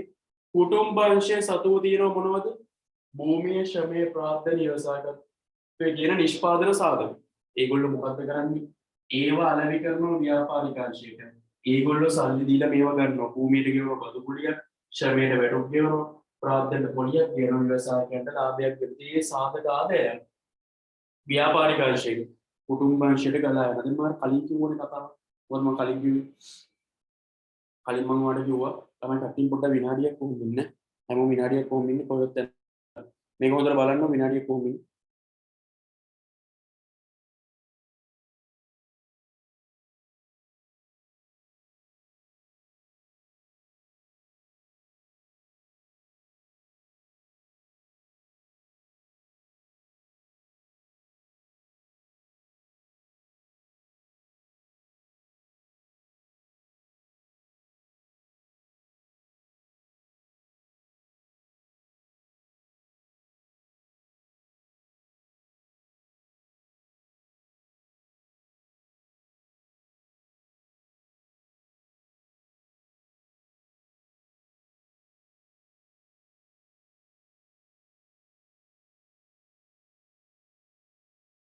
හරි අපි වැඩි ඉස්සරහට යන්න මම කිව්ව මොකද්ද දැන් එහෙනම් මේ වැඩේ පටන් ගනිද්දි මම ඔයාලට පාන් ගෙඩියක කතාවක් කිව්වේ මොකටද ඒක කිව්වේ ඒකට හේතුව තමයි ඒ පාන් ගෙඩිය මිලදී ගත්තේ භාණ්ඩ වෙළඳපොළට ඒතොර ඒකෙදි සල්ලි දුන්නේ කුටුම්බංශය ව්‍යාපාරික අංශය අපිට දුන්නේ භාණ්ඩ හැබැයි මෙතනදී කුටුම්බංශයේ නිෂ්පාදන සාධක දෙනකොට ව්‍යාපාරික අංශය තමයි සල්ලි දෙන්නේ අන්න ඒකේ මම කියන්නේ අර භාණ්ඩ වෙළඳපොළේ සිද්ධ වෙච්ච සිදුවීමේ අනිත් පැත්ත තමයි සිද්ධ වෙන්නේ මොකේද සාධක වෙළඳපොළ ඇතුලේ භාණ්ඩ වෙළඳපොළ ඇතුලේ සිද්ධ වෙච්ච සිදුවීමේ අනිත් පැත්ත සිද්ධ වෙනවා මොකේද සාධක වෙළඳපොළ ඇතුලේ ඒක නිසා ඒක හොඳට ඔළුවේ තියාගෙන ගොඩක් අය මේක පටලව ගන්නවා ඒක මේකම දෙයි ගොඩක් කියන්නේ તો නිෂ්පාදන සාධක වෙළඳපොළේ සිද්ධ වෙන්නේ අර භාණ්ඩ වෙළඳපොළේ සිද්ධ වෙච්ච සිදුවීමේ අනිත් පැත්ත හරි භාණ්ඩ වෙළඳපොළේ කුටුම්බංශයේ සල්ලි දීලා ව්‍යාපාරික අංශයෙන් භාණ්ඩ ගන්නකොට සාධක වෙළඳපොළේදී කුටුම්බංශයේ සාධක දෙනවා ව්‍යාපාරික අංශයේ සල්ලි දෙනවා හරි ඒක නිසා භාණ්ඩ වෙළඳපොළේ සිද්ධ වෙච්ච සිදුවීම අනිත් පැත්ත තමයි මේකේ සිද්ධ වෙන්නේ කුටුම්බ අංශයේ සාධක දෙනවා ව්‍යාපාරික අංශයේ සල්ලි දෙනවා හරි යමතක් කරන්න එපා හොඳට සිහිය තියාගන්න හරි එහෙනම් මේක තමයි සාධක වෙළඳපොළ කියන්නේ හරි දැන් මම තව දෙයක් ඔයාලට කියනවා අර පාන් කතාව අපි වැඩේ පටන් ගත්තේ පාන් ගෙඩියකින්නේ හරි දැන් අපි හිතමු දැන් ඔයා පාන් ගෙඩිය ගන්නේ මොකටද හරි පාන් ගෙඩිය ගන්නේ පාන් ගෙඩිය ගාලා බඩ පුරවකට හරි ඒ කියන්නේ ඍජු උපයෝගිතාවක් එතන තියෙනවා නේද දැන් ඔයා පාන් ගෙඩිය අරගන්නේ මොකටද පාන් ගෙඩිය දැන් භාණ්ඩ වෙළඳපොළට ගිහිල්ලා පාන් ගෙඩිය අරගන්නේ ඒ අපි භාණ්ඩ වෙළඳපොළේ කතා කරපු කතාවට බේකරියට ගියා පාන් ගෙඩිය ගන්නවා කියලා කියලාමයි ඒක භාණ්ඩ වෙළඳපොළේ සිද්ධ වෙන ගනුදෙනු හරි එතකොට ඔයා පාන් ගෙඩිය ගන්නේ මොකටද හොඳට අහන් ඉන්න මේ කොටස හරි හොඳට අහන් ඉන්න ඔයා පාන් ගෙඩිය ගන්නේ මොකටද ඔයාගේ බඩගින්න නිවා ගන්න හරි ඒ කියන්නේ පාන් ගෙඩිය මිලදී ගන්නකොට මේ පාරිභෝගිකයට ඒ පාන් ගෙඩිය පාවිච්චි කරන ළමයි ඍජු උපයෝගීතාවක් තියෙනවා හරි ඒ කියන්නේ ඍජුව පොඩි එකක් ලැබෙනවා හරි කාලා බඩ පිළිලා හරි ඍජුව දෙයක් යාට ලැබෙනවා අපි කියන ඍජු උපයෝගීතාවක් යාට තියෙනවා ඍජුව උපයෝගීතාවක් ලැබෙනවා කිය හරි එහෙනම් භාණ්ඩ වෙළඳපොළේදී භාණ්ඩ මිලදී ගන්න පාරිභෝගිකයට හරි භාණ්ඩ වෙළඳපොළේදී භාණ්ඩ මිලදී ගන්න පාරිභෝගිකයට ඒ භාණ්ඩ පරිභෝජනය කළා ඍජුව උපයෝගීතාවයක් ලැබෙනවා භාණ්ඩ පරිභෝජනය කළා ඍජුව උපයෝගීතාවක් ලැබෙනවා හරි හැබැයි ඔයා හිතන්න නිෂ්පාදන සාධක වෙළඳපොළේ දැන් අපි දැන් මේ බේකරියේ වැඩ කරන ශ්‍රමිකයෝගේ දැන් අපි භාණ්ඩ වෙළඳපොලේ බේකරියක් ගැන කතා කරන්නේ. ඒ බේකරිය වැඩ කරන ශ්‍රමිකයෝ ගත්තවලමයි. ඒ ශ්‍රමිකයන්ට ඉල්ලුමක් ඇති වෙන්නේ උන් හදන පාන් රටේ මිනිස්සු කනවනම්. හරි බලන්න මම කිව්වද දැන් ඔය අපි පාන් කතා කරපු බේකරියේ වැඩ කරන ශ්‍රමිකයෝ ඉන්නවනේ මේ ශ්‍රමයේ සපයන කට්ටිය. හරි. ඒ වැඩ කරන ශ්‍රමිකයන්ට ඉල්ලුම ඇති වෙන්නේ ඒ බේකරිය හදන පාන් ඒ පැත්තේ මිනිස්සු කනවනම්. අන්න නැත්තම් ඉල්ලුම නැහැ. හරි. අන්න නැත්තම් අපි කියන ඉල්ලුමක් ඇති වෙන්නේ නැහැ. ඉතින් මම හිතන්නේ ඒකට පැහැදිලි නම් මේ ශ්‍රමය කියලා කියන නිෂ්පාදන සාධකවලට ඉල්ලුමක් ඇති වෙන්නේ ඒ සාධකයේ පාවිච්චි කරලා නිෂ්පාදනය කරන භාණ්ඩවලට වෙළඳපොලේ හොඳ ඉල්ලුමක් තියෙනවා නම් විතරයි. ආයෙත් භාණ්ඩ වෙළඳපොලේ අපි භාණ්ඩ ගත්තේ මොකටද? ඍජු උපයෝගීතාවක් අපිට තියෙනවා. පාන් ගෙඩිය කාලා බඩ පුරව ගන්න. ඍජු උපයෝගීතාව. හරි ආයි වක්‍ර කතන්දරනේ. ඍජු උපයෝගීතාව සල්ලි දීලා පාන් ගෙඩිය ගත්තා. පාන් ගෙඩිය කෑවා බඩ පුරව. හරි. හැබැයි සාධක වෙළඳපොලේ ළමයි මේ සාධකවලට කුටුම්බ අංශයේ සතුව තියෙන සාධකවලට ව්‍යාපාරික අංශය ඉල්ලුම් කරන්නේ නිකන් නෙමෙයි. ඒ සාධකය පාවිච්චි කරලා නිපදවන භාණ්ඩ නැත්තම් සේවා වලට වෙළඳපොලේ හොඳ ඉල්ලුමක් තිබ්බොත් විතරයි. දැන් ඔයා හිතන්න පාම් බේකරි වැඩ කරන පාම්බාස්ට ඉල්ලුම ඇති වෙන්නේ පාම්බාස් හදන පාන් වලට වෙළඳපොලේ හොඳ ඉල්ලුමක් තිබ්බොත් විතරයි. හරිද? අපි දුම් බේකරි හොඳට බේකරි නිෂ්පාදන මිනිස්සු විකිනනවා හොඳ. හරි. ඒක සමාජයේ ඒකට තව ශ්‍රමිකෙක් වැඩ කරනවා. තව පාම්බාස් කෙනෙක්. හරි. බාණ්ඩන ශ්‍රමයේ ඉල්ලුම වැඩි වුණා. හරි. එහෙනම් හොඳට ඔළුවේ තියාගන්න. නිෂ්පාදන සාධකයකට ඉල්ලුමක් ඇති වෙන්නේ ඍජු ඉල්ලුමක් නෙමෙයි වක්‍ර ඉල්ලුම. නැත්නම් කියන ව්‍යුත්පන්න ඉල්ලුම. ඒකට හේතුව තමයි නිෂ්පාදන සාධකයකට ඉල්ලුමක් නිර්මාණය වෙන්නේ ඒ නිෂ්පාදන සාධකය පාවිච්චි කරලා නිපදවන භාණ්ඩ වෙන්න පුළුවන් සේවා වෙන්න පුළුවන්. ඒ භාණ්ඩයට හෝ සේවාවට වෙළඳපොළ තුල හොඳ ඉල්ලුමක් තියෙනවා නම් නිෂ්පාදන සාධකයට ඉල්ලුමක් ඇති වෙනවා. නැත්තම් නේ. හරි. ඒ වගේ කෙනෙක් වගේ පැහැදිලි. හරි මොකද මම කිව්වේ? නිෂ්පාදන සාධක වෙළඳපොළ කියන්නේ මොකක්ද? නිෂ්පාදන සාධකයක් මිලදී ගැනීම සහ විකිණීම සිද්ධ වෙන වෙළඳපොළ. මොකද්ද නිෂ්පාදන සාධකයක් මිලට ගැනීමයි විකිණීමයි සිද්ධ වෙන වෙළඳපොළ මොකද්ද? සාධක වෙළඳපොළ. හරි. ඒතර මේ නිෂ්පාදන සාධක වෙළඳපොළේදී නිෂ්පාදන සාධක වලට ඉල්ලුමක් ඇති වෙන්නේ මොකටද? ඒ නිෂ්පාදන සාධකයේ පාවිච්චි කරලා නිපදවන භාණ්ඩ නැත්තම් අපි කියනවා සේවා. හරි. ඒ නිෂ්පාදන සාධකයේ පාවිච්චි කරලා නිපදවන භාණ්ඩ නැත්තම් සේවා වලට වෙළඳපොළ තුල හොඳ ඉල්ලුමක් තිබ්බොත් විතරයි. වෙළඳපොළ තුල හොඳ ඉල්ලුමක් තිබ්බොත් විතරයි මේ නිෂ්පාදන සාධක වලට ඉල්ලුමක් ඇති වෙන්නේ. මම කිව්වේ පාම්බාස් හදන පාන් ටික වෙළඳපොළේ හොඳට විකිණෙනවා නම් පාම්බාස්ටත් ඉල්ලුමක් තියෙනවා. නැත්තම් උට ඉල්ලුමක් නෑ අයින් වෙලා යන්නේ කිය අපි පාන් ගෙඩියක් හදාගන්න කියලා වැඩි ඉතිරින් නැත්තම්. හරි. ඒක තමයි ඇත්ත කතාව. හරි. ඒ කියන්නේ අපි හිතමු පාම්බාස් හදන පාන් ටික වෙළඳපොළේ විකිණෙන්නේ නැත්තම් ළමයි ඒ ව්‍යාපාරයේ අයිතිකාරයට පිස්සු දරුවන්ට පඩි ගෙවන. හරි. එහෙනම් ඒ මිනිස්සයාට පඩි ගෙවන්න නම් ඒ මිනිස්සයා හදන භාණ්ඩ ටික වෙළඳපොළේ විකිණෙන්න ඕන. විකිණෙනවා නම් ප්‍රශ්නයක් නෑ. ඒ සල්ලි අරගෙන පඩි ගෙවන. සමහර වෙළඳපොළේ හොඳ ඉල්ලුමක් ඇති වුණොත් තව පාම්බාස් කෙනෙක් ගන්න. හරි. අන්න ඒක අපි කියන්නේ නිෂ්පාදන සාධක වල තියෙන්නේ වක්‍ර නැත්නම් අපි කියන ව්‍යුත්පන්න ඉල්ලුමක් තියෙනවා. හරි. නිෂ්පාදන සාධක වල තියෙන්නේ මොකක්ද එන? අපි කියන වක්‍ර නැත්නම් ව්‍යුත්පන්න ඉල්ලුම. හරි. වක්‍ර කියන එකට සමාන පදයක් තමයි ව්‍යුත්පන්න. වක්‍ර කිව්වොත් ව්‍යුත්පන්න කිව්වොත් දෙක මේ ගැමුණේ කියලා පෙන්නන්න. එන නිෂ්පාදන සාධක වල තියෙන මොන ඉල්ලුමක්ද? අපි කියන වක්‍ර නැත්නම් ව්‍යුත්පන්න ඉල්ලුමක් කියන. හරි. වක්‍ර කිව්වොත් එකයි ව්‍යුත්පන්න කිව්වොත් එකයි. වක්‍ර නැත්නම් කියන ව්‍යුත්පන්න ඉල්ලුම. व्युत्पन्न अरे व्युत्पन्न हरी කියන්නේ व्युत्पन्न වක්‍ර නැත්නම් අපි කියන व्युत्पन्न ඉල්ලුම මෙහාට තියෙන වක්‍ර නැත්නම් අපි කියන व्युत्पन्न ඉල්ලුමක් තියෙන්නේ කාටද මේ නිෂ්පාදන සාධක වලට. හරි. ඉතින් මම හිතනවා මේ කියපු දේ මේ වෙද්දි ඔයාලට කියලා දීපු දේවල් ටික හොඳට ඔයාලට පැහැදිලි ඇති කියලා. හරි. එහෙනම් අපි මේ වෙද්දි කතා කරේ මොකද්ද? සාධක වෙළඳපොළක් කියන්නේ මොකක්ද කියලා මම ඔයාලට කියලා දුන්නා. මොකද්ද ළමයි සාධක වෙළඳපොළක් කියන්නේ? නිෂ්පාදන සාධක මිලට ගැනීම විකිණීම සිද්ධ වෙනකොට මේ කුටුම්බ අංශ සතුව තියෙන භූමිය ශ්‍රමය ප්‍රාග්ධනීය ව්‍යවසායකත්වයේ කියන නිෂ්පාදන සාධක ව්‍යාපාරික අංශයෙන් විසින් මිලදී ගන්නවා. ඒ අරගෙන ව්‍යාපාරික අංශයෙන් මේගොල්ලන්ට භූමියට ගෙවනවා බදුකුලි, ශ්‍රමයට ගෙවනවා වැටු, ප්‍රාග්ධනයට ගෙවනවා කුලි, ව්‍යවසායකයට ගෙවනවා විදුලේ සාධක ආදයන් ව්‍යාපාරික අංශයෙන් කුටුම්බ අංශයට ගලා ගලා යනවා. හරිද? ඔය සිදුවීම සිද්ධ වෙන වෙළඳපොළ අපි හඳුන්වමු මොකක් කියලාද? සාධක වෙළඳපොළ කියලා. හරි? ඊළඟ කතාව භාණ්ඩ වෙළඳපොළත් අපි මතක් කරන්නේ. ඒක වඩා අමුතු දෙයක් නෙමෙයි. අපි සාමාන්‍යයෙන් දන්න දේ භාණ්ඩ වෙළඳපොළ. ඒතර භාණ්ඩ වෙළඳපොළේදී භාණ්ඩ මිලදී ගන්න කුටුම්බ අංශය අපි විකුණන්නේ ව්‍යාපාරික අංශය. හැබැයි සාධක වෙළඳපොළේදී සාධක විකුණන්නේ කුටුම්බ අංශය මිලදී ගන්න ව්‍යාපාරික අංශය. දෙපැත්ත මාරු වෙලා තියෙනවා. හරි ගනුදෙනුවේ ඉතින් දෙපැත්ත මාරු වෙලා තියෙන්නේ මේක හරියාකාරව පැහැදිලි ලෙස තේරුම් ගත යුතුයි. එහෙම තේරුම් ගත්තොත් වැඩේ ගොඩ. හරි ඒක නිසා මම කිව්වේ ඒකයි. හැම වෙලෙම මේව පැහැදිලිව තේරුම් ගන්න සහ ළමයි අනිවාර්යෙන් සිකුරාදා දවසේ සම්මන්ත්‍රණයට සම්බන්ධ වෙන්න. මොකද ඒක එකක් වාගේ අර පොඩක් මනස රිලැක්ස් කරගන්න පුළුවන් වා කරන මුංගල් වැඩවලට අමතරව අර පොඩක් වැදගත් ඉදිරි වැඩේ රිලැක්ස් වෙන එකක් තියෙනවා සිකුරාදා. ඒක නිසා ඒකට සම්බන්ධ වෙන්න සහ වාට ලොකු අත්දැකීමක් ලැබෙයි මහාචාර්ය කෙනෙක් එන්නේ වැඩසටහන කරන්න ඔයා වෙනුවෙන්. හරි. ඉතින් ඒකෝට ඒකෙන් දෙයක් ගන්න. හරි. ඒක කියන්නේ ආගේ වෙනම කැම්පේන් එකක් තියෙනකට මොටිවේෂන් ඒ සම්බන්ධ සහ මොකද විශ්වවිද්‍යාලයේ අතිගාචාර්යවරයෙක් හරි ඒ වගේ අර ලොකු තනතුරු ගොඩක් තියෙන සහ ලංකාවේ ප්‍රසිද්ධ පුද්ගලයෙක් ඔයා සමහරට දන්නවත් ඇති අහලත් ඇති සමහරු දන්න කෙනෙක් එයා සහ ඒක මේ මම ඔයාලට කිව්ව කෙලින්ම අර ඔයාලට කම්මැලි වෙන එහෙම වැඩසටහන් නෙමෙයි අර කෙලින්ම ඔයාලට නිකන් අර සන්තෝෂයෙන් ඉන්න පුළුවන් පැයක් ඊට පස්සේ ඒ සන්තෝෂයෙන් ඉඳලා නිෂ්පාදන පිළිවෙල ඉගෙන ගන්න ආයෙ පාර හරි සෙමින එක. ඒතර කියන්නේ 7 ඉඳලා 8 වෙනකන් මොටිවේෂන් ප්‍රෝග්‍රෑම් එකේ ටික යනවා. 8න් පස්සේ අපි සම්මන්ත්‍රණේ වැඩ ටික යනවා. හරි ඒක තමයි වෙන්නේ සිකුරාදා. බලන්න ප්‍රශ්නයක් අහලා තියෙනවා. ප්‍රශ්නයක්. මේ පාඩම පරණ රෙකෝඩින් අපිට ආයේ ඔක්කොම එකපාරක් බලන්න පුළුවන් අනිවාර්යයෙන්.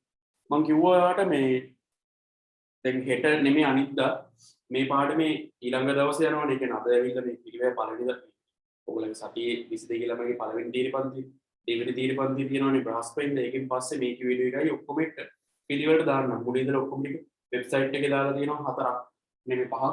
ඒ ටිකත් ඔක්කොම ලින්ක් ටික මම ඒකේ ලින්ක් ටිකත් අරගෙන ඔයගොල්ලන්ගේ ඒකෙන් මම එක මැසේජ් එකක් හදලා නිෂ්පාදනය කරේ එක ලින්ක් එක තුන ලින්ක් එකේ මේ පිළිවෙලට ඔබ දාලා දෙන්නම්. ඔයගොල්ලන්ට බලන්න පුළුවන් වෙන්න. මම ඒක වැඩ පිළිලක් හදලා දෙන්නම්. මොකද මේ පිළිවෙල පාඩම ඇතුලේ අපි ටිකක් කාලය ගත කරා සහ ළමයිටත් විවිධ ප්‍රශ්න තුනක් තියෙන හේතු නිසා ඒවා ආවරණය කරගන්න මම හැමෝටම වැඩ පිළිලක් එතන හදලා දෙන්නම්. ඒතකොට මේ පාඩම අඩුපාඩු හදාගන්න. මොකද ලබන සතියේදී අපි ජාතික කිරුම් කරන්නේ පාඩම ආරම්භ කරනවා. તો ජාතික කිරුම් කරන්නේ ටියුටර් වෙන්නේ නැති පින්වන්තේ කවුරු ඉන්නවනම් ජාතික කිරුම් කරන්නේ ටියුට් එක අරගන්න. දැන් ගොඩක් දවස් දීලා හම්බෙච්ච නැති ඉන්නවනම් ඒක අරගන්න යුතුයි. මොකද ලබන සතියේ අපි ජාතික කිරුම් කරන්නේ අනිවාර්යෙන් ආරම්භ කරනවා. මොකද අපි මේ පාඩම සම්පූර්ණයෙන් අවසන් නිසා. හරි.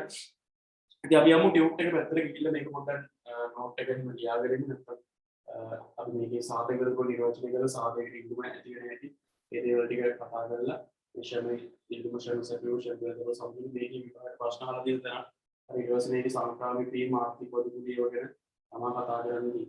හරිද? මොකද කොටස් ටිකක් තියෙන්නේ අපි ටික කතා කරමු.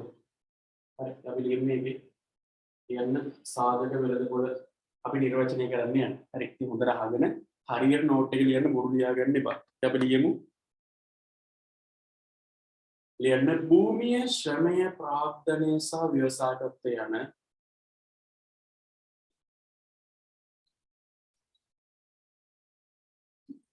භූමිය, ශ්‍රමය, ප්‍රාග්ධනය සහ ව්‍යවසායකත්වය යන භූමිය, ශ්‍රමය, ප්‍රාග්ධනය සහ ව්‍යවසාය සාධක වෙළඳපොළ මාතෘකාව භූමිය, ශ්‍රමය, ප්‍රාග්ධනය සහ ව්‍යවසායකත්වය යන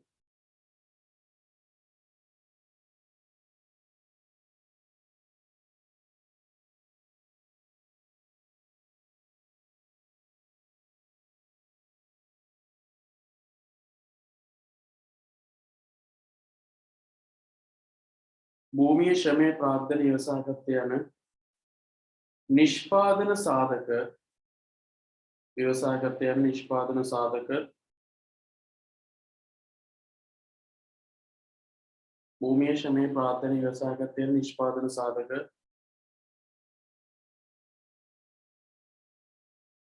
මිලදී ගැනීම සහ විකිණීම. අය කියන්නම් භූමිය, ශ්‍රමය, ප්‍රාග්ධනය, ව්‍යවසායකත්වය යන හරි නිෂ්පාදන සාධක හතරක් තියෙනවා. මොනවා සාධක හතර? භූමිය, ශ්‍රමය, ප්‍රාග්ධනය, ව්‍යවසායකත්වය. භූමිය, ශ්‍රමය, ප්‍රාග්ධනය, ව්‍යවසායකත්වය යන නිෂ්පාදන සාධක භූමිය, ශ්‍රමය, ප්‍රාග්ධනය, ව්‍යවසායකත්වය යන නිෂ්පාදන සාධක නිෂ්පාදන සාධක මිලදී ගැනීම සහ විකිණීම මිලදී ගැනීම සහ විකිණීම මිලදී ගැනීම සහ විකිණීම මිලදී ගැනීම සහ විකිණීම මිලදී ගැනීම සහ විකිණීම භූමිශ්‍රමයේ ප්‍රාර්ථනය සහ ව්‍යවසාය භූමිශ්‍රමයේ ප්‍රාර්ථනය සහ ව්‍යවසායකත්වය යන නිෂ්පාදන සාධක මිලදී ගැනීම සහ විකිණීම සිදුවන වෙළඳපොළ භූමිශ්‍රමයේ ප්‍රාර්ථනය ව්‍යවසායකත්වය යන නිෂ්පාදන සාධක මිලදී ගැනීම සහ විකිණීම සිදුවන වෙළඳපොළ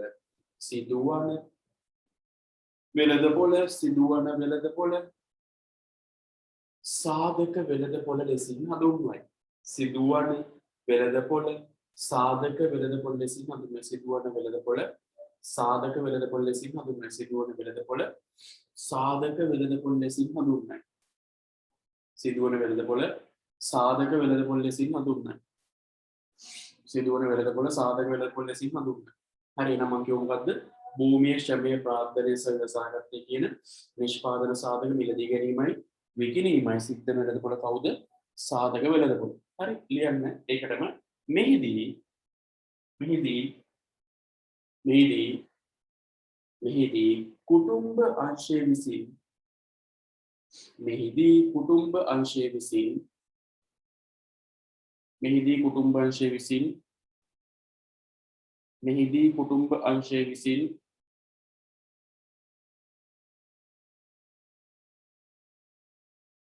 මෙහිදී කුටුම්බ අංශය විසින්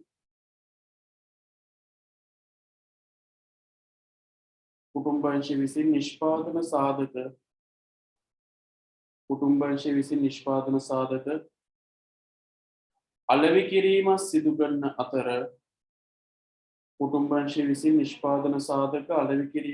කරන අතර කුටුම්බංශය විසින් නිෂ්පාදන සාධක අලෙවි කිරීමක් සිදු කරන අතර ව්‍යාපාරික අංශය විසින් ඒවා මිලදී ගනී. හරි භාණ්ඩ වෙළඳපොලේ සිද්ධ වෙච්ච දේ අනිත් පැත්ත. මෙහිදී කුටුම්බ අංශය විසින් නිෂ්පාදන සාධක අලෙවි කරන අතර විකුණන්නේ කුටුම්බ අංශය. හරි කුටුම්බ අංශය විසින් නිෂ්පාදන සාධක අලෙවි කරන අතර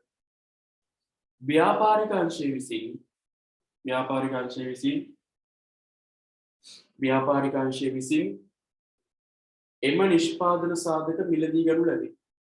ව්‍යාපාරික අංශය විසින් එම නිෂ්පාදන සාධක මිලදී ගනු ලැබේ. ව්‍යාපාරික අංශය විසින් එම නිෂ්පාදන සාධක මිලදී ගනු ලැබේ.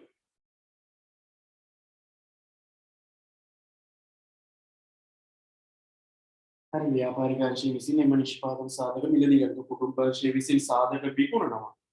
ව්‍යාපාරික අංශය විසින් සාධක මිලදී ගන්න. කුටුම්බ අංශය විකුණනවා. ව්‍යාපාරික අංශය විසින් නිෂ්පාදන සාධක මිලදී ගන්න. ඒක තමයි හත.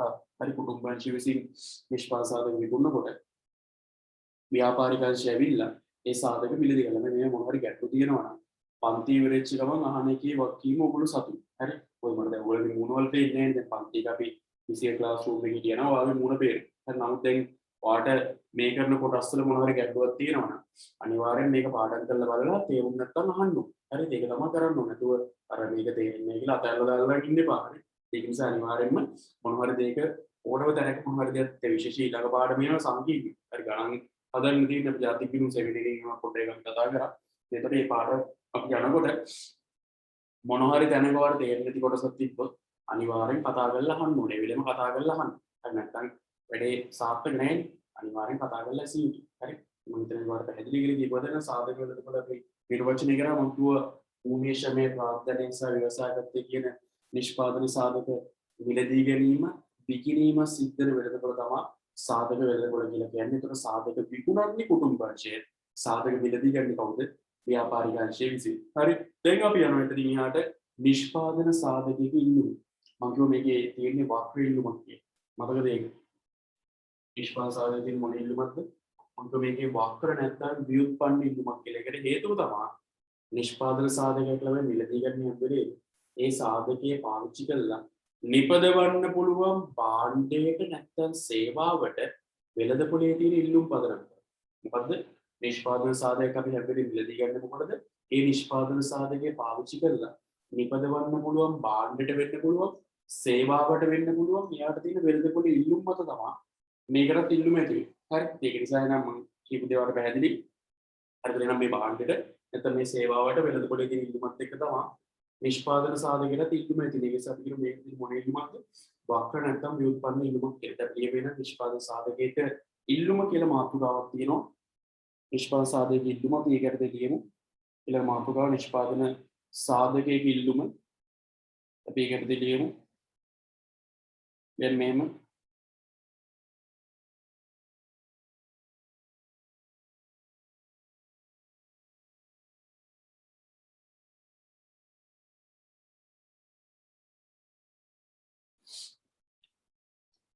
හරි. අපි ලියමු මෙහෙම. ලියන නිෂ්පාදන සාධකයේ ඉල්ලුම කියලා තියෙන මාතෘකාව වගේ අපි ඒකට දෙලියමු. ලියන්න මෙහෙම. නිෂ්පාදන සාධකයකට ඉල්ලුමක් ඇතිවන්නේ නිෂ්පාදන සාධකයකට ඉල්ලුමක් ඇතිවන්නේ නිෂ්පාදන සාධකයකට ඉල්ලුමක් ඇතිවන්නේ නිෂ්පාදන සාධකයකට ඉල්ලුමක් ඇතිවන්නේ නිෂ්පාදන සාධකයකට ඉල්ලුමක් ඇතිවන්නේ නිෂ්පාදන සාධකයකට ඉල්ලුමක් ඇතිවන්නේ එම සාධකයේ භාවිතා කර එම සාධකය කියන්නේ එම නිෂ්පාදන සාධකය නිෂ්පාදන සාධකයට ඉල්ලුමක් ඇතිවන්නේ එම සාධකය නැත්නම් අපි කියන එම නිෂ්පාදන සාධකය භාවිතා කර එම නිෂ්පාදන සාධකය භාවිතා කර එම නිෂ්පාදන සාධකය භාවිතා කර එම නිෂ්පාදන සාධකය භාවිතා කර වෙළඳ පොළට ඉදිරිපත් කරන එම නිෂ්පාදන සාධකය භාවිතා කර වෙළඳ පොළට ඉදිරිපත් කරන එම නිෂ්පාදන සාධකය භාවිතා කර වෙළඳ පොළට ඉදිරිපත් කරන භාණ්ඩයට හෝ සේවාවට ඇති ඉල්ලුම් මතය වෙළඳ පොළට ඉදිරිපත් කරන භාණ්ඩයට හෝ සේවාවට ඇති ඉල්ලුම් මතය වෙළඳ පොළට ඉදිරිපත් කරන භාණ්ඩයට හෝ සේවාවට ඇති ඉල්ලුම් මතේ භාණ්ඩයට නැත්නම් සේවාවට ඉල්ලුම් මත තමයි මේක ඇති වෙන්නේ අනිවාර්යයෙන්. හරි එම නිෂ්පාදන සාධක භාවිතා කර වෙළඳ පොළට ඉදිරිපත් කරන භාණ්ඩයට හෝ සේවාවට ඇති ඉල්ලුම් මතය. හරි එන නිෂ්පාදන සාධක ඉල්ලුමක් ඇති වෙන්නේ කොහොමද? ඒ කියන නිෂ්පාදන සාධකේ පාවිච්චි කරලා. හරි ඒ කියන නිෂ්පාදන සාධකේ පාවිච්චි කරලා නිපදවන භාණ්ඩයට හෝ සේවාවට තියෙන ඉල්ලුම් මතය. ඉතින් මම නෑ කතාව තමයි කිව්වේ. හරි. කියන්නේ නිෂ්පාදන සාධක ඉල්ලුම කියලා මාතෘකාව දෙනවා. අපි කියමු නිෂ්පාදන සාධකයකට ඉල්ලුමක් ඇතිවන්නේ එම නිෂ්පාදන සාධකයේ භාවිතා කර වෙළඳ පොළට ඉදිරිපත් කරනු ලබන භාණ්ඩයට හෝ සේවාවට ඇති ඉල්ලුම් මත. හරි මේ නිෂ්පාදන සාධකය පාවිච්චි කරලා වෙළඳ පොළට ඉදිරිපත් කරන භාණ්ඩයට නැත්නම් සේවාවට තියෙන ඉල්ලුම් මත තමයි නිෂ්පාදන සාධකයකටත් ඉල්ලුමක් ඇති වෙන්නේ. හරි නිෂ්පාදන සාධකය ඇති වෙන්නේ නිෂ්පාදන සාධකය පාවිච්චි කරලා වෙළඳ පොළට ඉදිරිපත් කරන භාණ්ඩයට නැත්නම් සේවාවට තියෙන ඉල්ලුම් මත. මම හිතන එක වලට පැහැදිලි වෙයි. ඒ ඉල්ලුමක් තමයි නිෂ්පාදන සාධකයකට ඉල්ලුමක් ඇති වෙන්නේ. හරි මම හිතන කතාව වලට පැහැදිලි කියලා. හරි දැන් අපි ඊළඟට යන්න ඉතින් එහාට. හරි දැන් ඊට පස්සේ අපි ඉතින් එහාට ලියමු.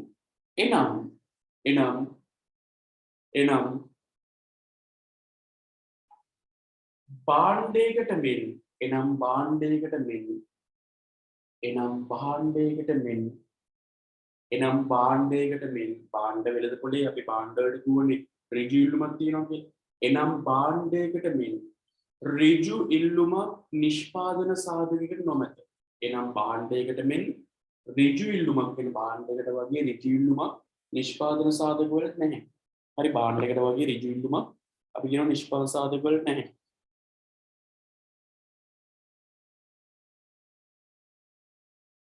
හරි එනම් භාණ්ඩයකට මෙන් ඍජු ඉල්ලුමක් නිෂ්පාදන සාධකයකට නොමැත. හරි අපි කියන මොකද්ද භාණ්ඩයකට වගේ ඍජු ඉල්ලුමක් නිෂ්පාදන සාධකයකට නැහැ. හරි භාණ්ඩයකට වගේ ඍජු ඉල්ලුමක් නිෂ්පාදන සාධකයකට නැහැ. එහෙනම් ඒගොල්ලන් තියෙන මොන ඉල්ලුමද? වක්‍ර නැත්නම් අපි කියන ව්‍යුත්පන්න ඉල්ලුමක්. එනම් නිෂ්පාදන සාධකයකට ඇත්තේ වක්‍ර නැතහොත් ව්‍යුත්පන්න ඉල්ලුමකි. එනම් නිෂ්පාදන සාධකයකට ඍජු ඉල්ලුම භාණ්ඩ එකට වගේ ඍජු ඉල්ලුමක් නැහැ කිව්වනේ. එහෙනම් නිෂ්පාදන සාධකයට ඇත්තේ වක්‍ර නැතහොත් ව්‍යුත්පන්න ඉල්ලුම. වක්‍ර නැතහොත් ව්‍යුත්පන්න ඉල්ලුම. අපි කියන වක්‍ර නැත්තම් ව්‍යුත්පන්න ඉල්ලුම තමයි නිෂ්පාදන සාධකය. අද රෑ 10ට නිෂ්පාදන හැකියාවක් තියෙනවා 2020 ළමයි පන්තියේ. ඒකම හෙට උදේ 10ටක් තියෙනවා. ඒතර අවශ්‍ය කෙනෙක්ට සම්බන්ධ වෙන්න හැකි. අද අපි කතා කරන්නේ නිෂ්පාදන හැකියාවක් එක විතරයි. හොඳ මාතෘකාවක්. අවශ්‍ය කෙනෙක්ට සහභාගී වෙන්න. හරිද මම කියුවේ මොකද්ද නිෂ්පාදන සාධකයේ මොන ඉල්ලුමක්ද? වක්‍ර නැත්නම් ව්‍යුත්පන්න ඉල්ලුම. අපි කියමු වක්‍ර නැතහොත් ව්‍යුත්පන්න ඉල්ලුමක් තමයි ඒගොල්ලන්ට තියෙන්නේ. හරි? වක්‍ර නැතහොත් ව්‍යුත්පන්න ඉල්ලුමක් පවතී. හරි වක්‍ර නැත්නම් අපි කියන ව්‍යුත්පන්න ඉල්ලුමක් මේකේ තියෙනවා. වක්‍ර නැතහොත් ව්‍යුත්පන්න ඉල්ලුමක් පවතී. අපි වක්‍ර ඉල්ලුම නැත්නම් ව්‍යුත්පන්න ඉල්ලුමක් කියලා යට කියනවා. ව්‍යුත්පන්න කියන්නේ වක්‍ර කියන එක තමයි. හරි වක්‍ර නැතහොත් ව්‍යුත්පන්න ඉල්ලුමක් පවතී. මොකක්ද? ප්‍රශ්නයක් කරන්න චුට්ටක් බලමු. මම කිය භාණ්ඩයකට මෙන් ඍජු ඉල්ලුමක් නැත. හරි මේ මෙසේජ් එක නේ කහන එකට කියන්නේ නිෂ්පාදන සාධකයකට භාණ්ඩයකට මෙන් ඍජු ඉල්ලුමක් නොමැත. එනම් නිෂ්පාදන සාධක වලට ඇත්තේ වක්‍ර නැතහොත් ව්‍යුත්පන්න. ඒක ඍජු ඉල්ලුමක් නැහැ. දැන් භාණ්ඩ වලදී ඍජු ඉල්ලුමක්. ඍජු ඉල්ලුමක් මේකේ නේ. භාණ්ඩ වලදී ඍජු ඉල්ලුමක්. භාණ්ඩ වලදී මේ භාණ්ඩේ පාවිච්චි කරලා ලැබෙන උපයෝගිතාවත් එක්ක යාට ඍජු ඉල්ලුමක්. හැබැයි සාධක වලදී තියෙන මොන ඉල්ලුමක්ද? වක්‍ර ඉල්ලුමක්. ඒක නිසා අපි කියනවා භාණ්ඩ වලදී වගේ ඍජු ඉල්ලුමක් සාධක වෙළඳපොළේදී අපිට දකින්න හම්බ වෙන්නේ සාධක වෙළඳපොළේ තියෙන මොන ඉල්ලුමක්ද එන වක්‍ර ඉල්ලුමක්. ඉතින් මේ දේවල් හොඳට ඔලුවට දාගන්න. හරි මම හිතනවා වෙලාවෙදී කියලා එකට අපි යමු ටියුට් එක ඉස්සරහට. දැන් අපි නිෂ්පාදන සාධක ඉල්ලුම ගැන කතා කරමු. හරි දැන් අපි බලමු නිෂ්පාදන සාධකයක ඉල්ලුම තීරණය කරන සාධක. දැන් මේ ටිකත් පාඩම් කරගන්න ඕනේ. දැන් අපි භාණ්ඩක ඉල්ලුම තීරණය කරන සාධක ටික පාඩම් කරලා ඉන්නේ මොනවද සලකා බලන භාණ්ඩයේ මිල සම්බන්ධ භාණ්ඩවල මිල ගැන පාරිභෝග ආදායම පාරිභෝග අභිරුචි අනාගත අපේක්ෂා ගැනුම්කරු සංඛ්‍යා වෙනස් සාධක කියලා සාධක හත පාඩම් කරලා ඉන්නේ. ඒ ඔයගොල්ලන්ගේ අර ඉකෝන් මුල සිට දේවනාදිය පටන් ගන්නවා ඉල්ලුම සැපයුම් පාඩම් එක දැනුවත් කරන්න. ඒතකොට දැන් ඊළඟ ඉකෝන් මුල සිට ක්ලාස් එකේ තියෙන්නේ ඔයගොල්ලන්ගේ මූලික ආර්ථික ප්‍රශ්න ආර්ථික පද්ධතිය කොටස් යන්නේ. හරිද? ඉස්සර අපි ඉකෝන් මුල සිට පන්ති පටන් ගත්තේ නවත්තමු දැන. හරි මූලික ආර්ථික ප්‍රශ්න ආර්ථික පද්ධතිය කියන්නේ මේ පන්තිවල සහභාගී වෙන්න හැමෝම මූලික ආර්ථික ප්‍රශ්න සහ ආර්ථික පද්ධතිය වලට ඉගෙන ගන්න පුළුවන්. ඊට පස්සේ ඉල්ලුම සැපයුම් පාඩම කරන ඉකෝන් මුල සිට ක්ලාස් එකක් ඔයාලට වැටෙනවා. හරි මම ඒක දැනුවත් කරන්න කවද්ද ඒක තියෙන්නේ කියලා. ඒවට සම්බන්ධ වෙන්න පුළුවන්. ඉස්සරහට මේ දේවල් මම ඒ කිව්වේ රිවිෂන් පන්ති පටන් ගන්න කලින් අපි මේ තියෙන අඩුපාඩු ටික ඉස්සෙල්ලා හදාගෙන ඉමු. ඊට පස්සේ රිවිෂන් පන්තිය පැත්තට අපි යනවා. හරි මම ඒක දැනුවත් කරන්නම් වා. හරි ප්‍රශ්නයක් අහලා තියෙනවා. ඒ අතරතුර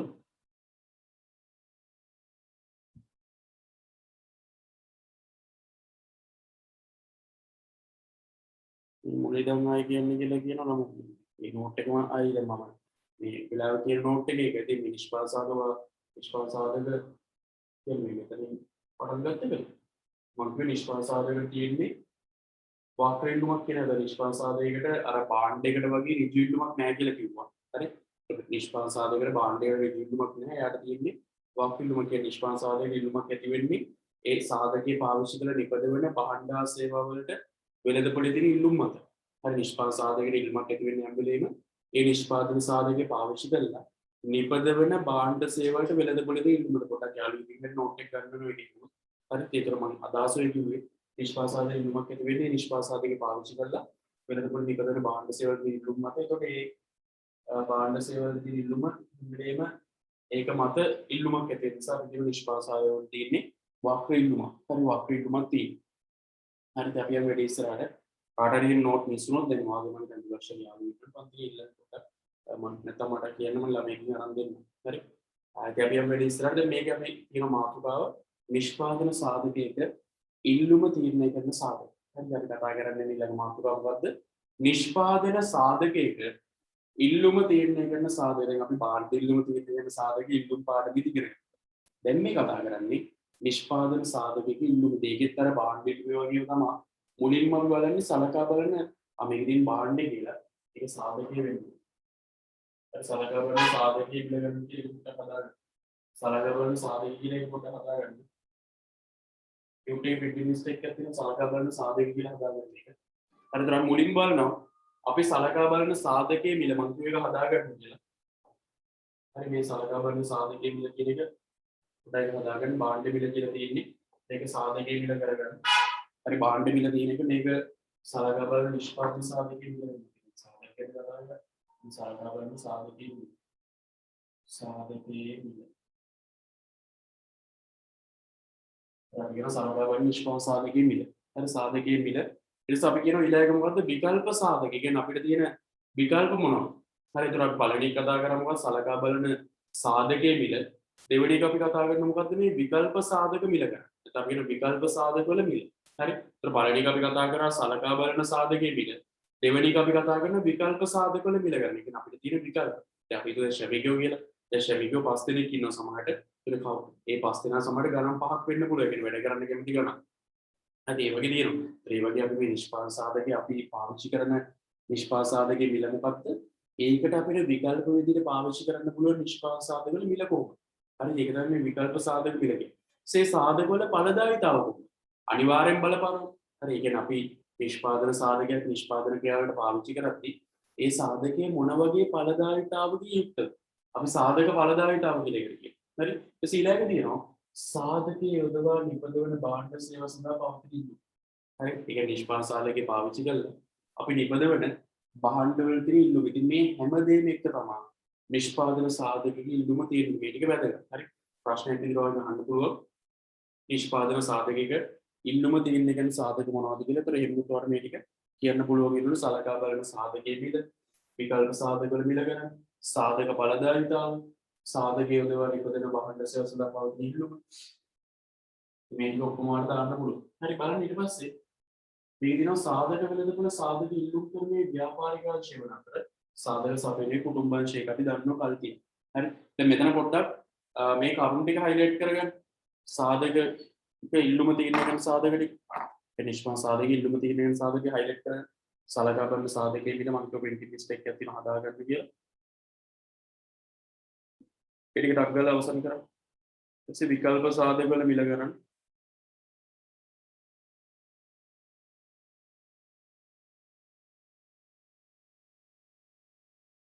සාධක වල ඵලදායීතාව ඒ ටික හයිලයිට් කරමු. සෙට් එකම හයිලයිට් කරන ටියුබ් එකේ තියෙනවා.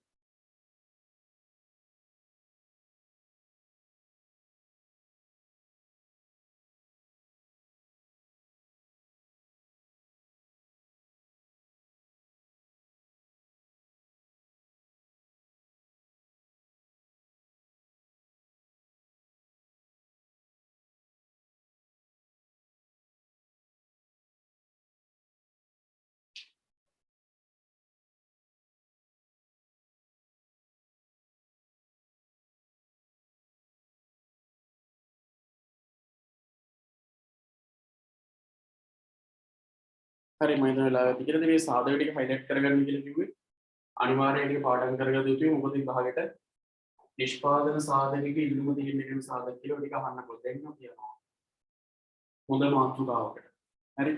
දැන් අපි වැටුප් අනුපාතයේ නියම වෙන්නේ කොහොමද කියන එක ගැන කතා කරන්න ලෑස්ති වෙන්නේ. හරි. ඒ කියන්නේ ආයතනයක් ඇතුලේ වැඩ කරන සේවකයෙක්ට ගෙවන වැටුප.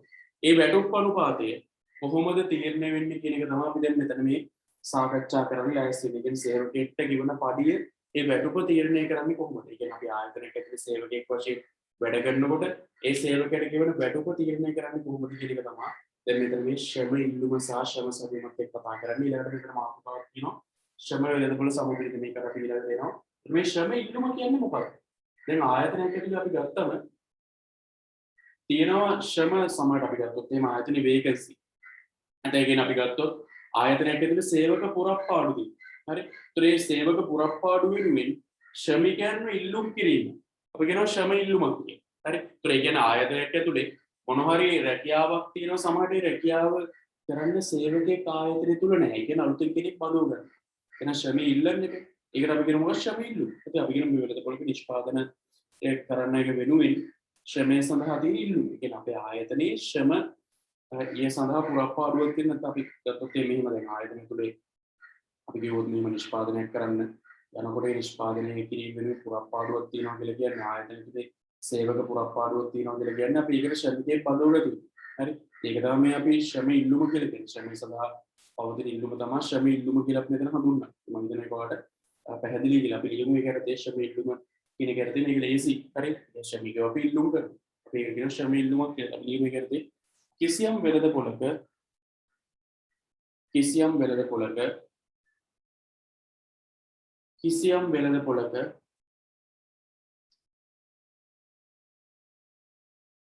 කිසියම් වෙළඳපොළක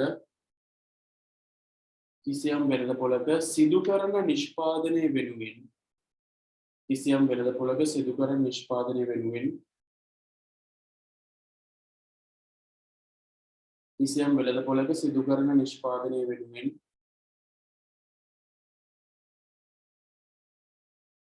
කිසියම් වෙළඳපොළක සිදු කරන නිෂ්පාදනය වෙනුවෙන් අවශ්‍ය කරන අවශ්‍ය කරන අවශ්‍ය කරන අවශ්‍ය කරන ශ්‍රම සම්පත සඳහා වන ඉල්ලුම අවශ්‍ය කරන ශ්‍රම සම්පත සඳහා වන ඉල්ලුම අවශ්‍ය කරන ශ්‍රම සම්පත සඳහා වන ඉල්ලුම ශ්‍රම ඉල්ලුම ලෙසින් හඳුන්වයි අවශ්‍ය කරන ශ්‍රම සම්පත සඳහා වන ඉල්ලුම ශ්‍රම ඉල්ලුම ලෙසින් හඳුන්වයි අවශ්‍ය කරන ශ්‍රම සම්පත සඳහා වන ඉල්ලුම අපි ශ්‍රම ඉල්ලුම කියලා කියනවා ඒක නිෂ්පාදන ක්‍රියාවලිය පවත්වාගෙන යන්න අවශ්‍ය කරන ශ්‍රම සම්පත සඳහා වන ඉල්ලුම අපි ශ්‍රම ඉල්ලුම කියලා කියන මම ආයෙ පාරක් කියන්නම් කිසියම් වෙළඳපොළක සිදු කරන අර මෙසේජ් එකක් කියනවා ලියන්න කිසියම් වෙළඳපොළක සිදු කරන නිෂ්පාදනය වෙනුවෙන්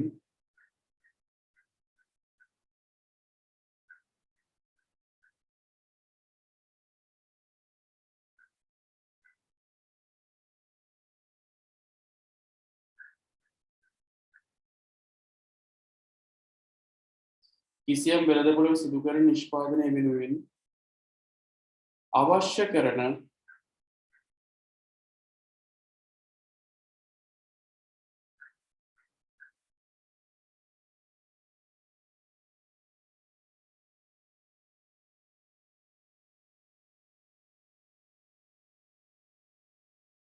අවශ්‍ය කරන ශ්‍රම සම්පත සඳහා අවශ්‍ය කරන ශ්‍රම සම්පත සඳහා වන ඉල්ලුම අවශ්‍ය කරන ශ්‍රම සම්පත සඳහා වන ඉල්ලුම අවශ්‍ය කරන ශ්‍රම සම්පත සඳහා වන ඉල්ලුම ශ්‍රම ඉල්ලුම ලෙසින් හඳුන්වයි අවශ්‍ය කරන ශ්‍රම සම්පත සඳහා වන ඉල්ලුම ශ්‍රම ඉල්ලුම ලෙසින් හඳුන්වගෙන අපි කියන අවශ්‍ය වෙන කියන ආයතනයක වැඩ කටයුතු ටික කරගෙන යද්දී අපිට අවශ්‍ය වෙන ශ්‍රම සම්පත් තියෙනවා හරි ඒ වෙනුවෙන් තියෙන ඉල්ලුම තමයි අපි කියන්නේ මොකක්ද ශ්‍රම ඉල්ලුමක් කියලා. අපි කියමු මෙය වැටුප් අනුපාතිකයේ ක්‍රමාදාලයෙන් මේ ශ්‍රම ඉල්ලුම තියෙන ගැන සාධක ටිකක් කියන්නේ. හරි මේ වැටුප් අනුපාතිකය ශ්‍රම සම්පතේ ඵලදායීතාව ක්‍රමාදාලය මේ වැටුප් අනුපාතිකය ශ්‍රම සම්පතේ ඵලදායීතාව ක්‍රමාදාලයෙන් මේ වැටුප් අනුපාතිකය ශ්‍රම සම්පතේ ඵලදායීතාව විකල්ප සාධක මිල ගණන් අපි කලින් ඔඩි කතා කරා මේ ශ්‍රම ඉල්ලුම තියෙන සාධක ටික මම මේ ලියන්නේ ඒතර මම මුලින්ම ශ්‍රම ඉල්ලුම කියන්නේ මොකක්ද කියලා ලිව්වා මම කිව්වා මේ වැටුප් අනුපාතිකයේ ශ්‍රම සම්පතේ ඵලදායීතාව විකල්ප සාධක මිල ගණන් වැනි සාධක මත තීරණය වේ. හරි මේ අපි කලින් කතා කරා. මම මේ නිර්වචනය ඇතුළේ මම ශ්‍රම ඉල්ලුම නිර්වචනයටත් ඒ දේවල් ටික ඇතුළත් කරා. ශ්‍රම ඉල්ලුම කියලා කියන්නේ මොන හරි නිෂ්පාදන ක්‍රියාවලියක් පවත්වගෙන යන්න අපිට අවශ්‍ය කරන ශ්‍රම සම්පත වෙනුවෙන් අපි කරන ඉල්ලුම. හරි අපිට අවශ්‍ය කරන ශ්‍රම සම්පත වෙනුවෙන් අපි කරන ඉල්ලුම ඒකට අපි කියනවා මොකද්ද ශ්‍රම ඉල්ලුමක් කියලා. හරි ශ්‍රම ඉල්ලුමක් කියලා මම හිතන්නේ ඒකට පැහැදිලි කියලා. හරිද ඊට පස්සේ අපි යන මෙතනින් එහාට මේ ශ්‍රම සම්පත් තීරණය ගැන සාධක ටික මම ආයෙ පාරක් කියන්නම් මේ වැටුප් අනුපාතිකයේ ශ්‍රම සම්පතේ ඵලදායීතාව සහ විකල්ප සාධක මිල ගණන් වැනි සාධක මත තීරණය වේ. පස්සේ කියපු ටික මේ වැටුප් අනුපාතිකය කියන්නේ ශ්‍රමිකයන්ට කියන වැටුප අපි කියන වැටුප් අනුපාතිකයේ මේ වැටුප් අනුපාතිකයේ ශ්‍රම සම්පතේ ඵලදායීතාව මේ වැටුප් අනුපාතිකයේ ශ්‍රම සම්පතේ ඵලදායීතාව විකල්ප සාධක මිල ගණන් වැඩි සාධක මත තීරණය වේ. විකල්ප සාධක මිල ගණන් වැඩි සාධක මත තීරණය වේ. විකල්ප සාධක මිල ගණන් වැඩි සාධක මත තීරණය වේ. විකල්ප සාධක මිල ගණන් වැඩි සාධක මත තීරණය වේ. මම හිතන්නේ පාඩ පැහැදිලි. හරි දැන් අපි යනකොට ශ්‍රම සැපයුම. දැන් ශ්‍රම ඉල්ලුම තියෙනකොට ඒ ශ්‍රම ඉල්ලුම සපුරාලන්න ශ්‍රම සැපයුමක් තියෙනවා. හරි. කියන්නේ වෙළඳපොලේ ශ්‍රම වෙළඳපොළ තුල ශ්‍රම ඉල්ලුමක් ඇති වෙනකොට ඒ ශ්‍රම ඉල්ලුම සපුරන්න පුළුවන් වෙන්නේ හොඳ ශ්‍රම සැපයුමක් තිබ්බොත් විතරයි. අපි ලියමු මේකට. කියන්නේ මෙහෙම මේ ලියන ශ්‍රම වෙළඳපොළ තුල ඇතිවන ශ්‍රම වෙළඳපොළ තුල ඇතිවන ශ්‍රම වෙළඳපොළ තුල ඇතිවන ශ්‍රම වෙළඳපොළ තුල ඇතිවන ශ්‍රම වෙළඳපොළ තුල ඇතිවන ශ්‍රම වෙළඳපොළ තුල ඇතිවන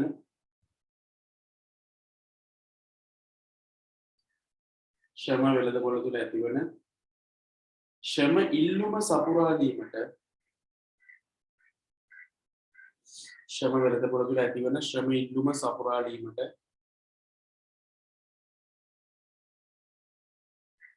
ශ්‍රම වෙළඳපොළ තුල පවතින නැත්නම් ශ්‍රම වෙළඳපොළ තුල ඇතිවන ශ්‍රම ඉල්ලුම සපුරා දීමට අවශ්‍ය කරන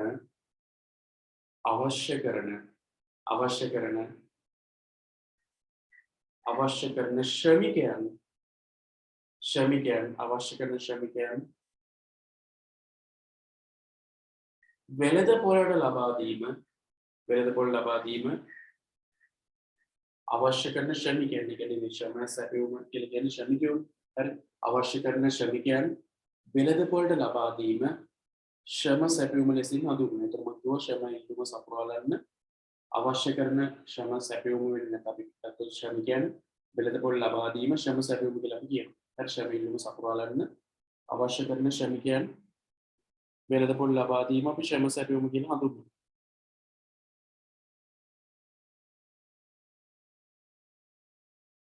හරි. මම හිතන්නේ කොහොමද පැහැදිලි කියලා.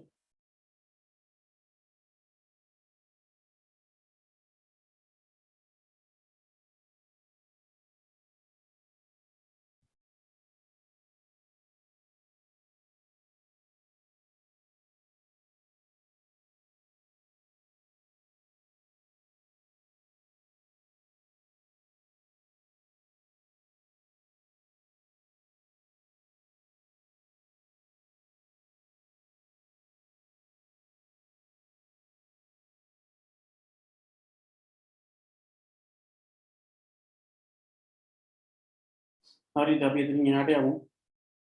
ඒ ළමයි WhatsApp එකට ගත්තු මේකට දාන්න පුළුවන් තරම් මැසේජ්.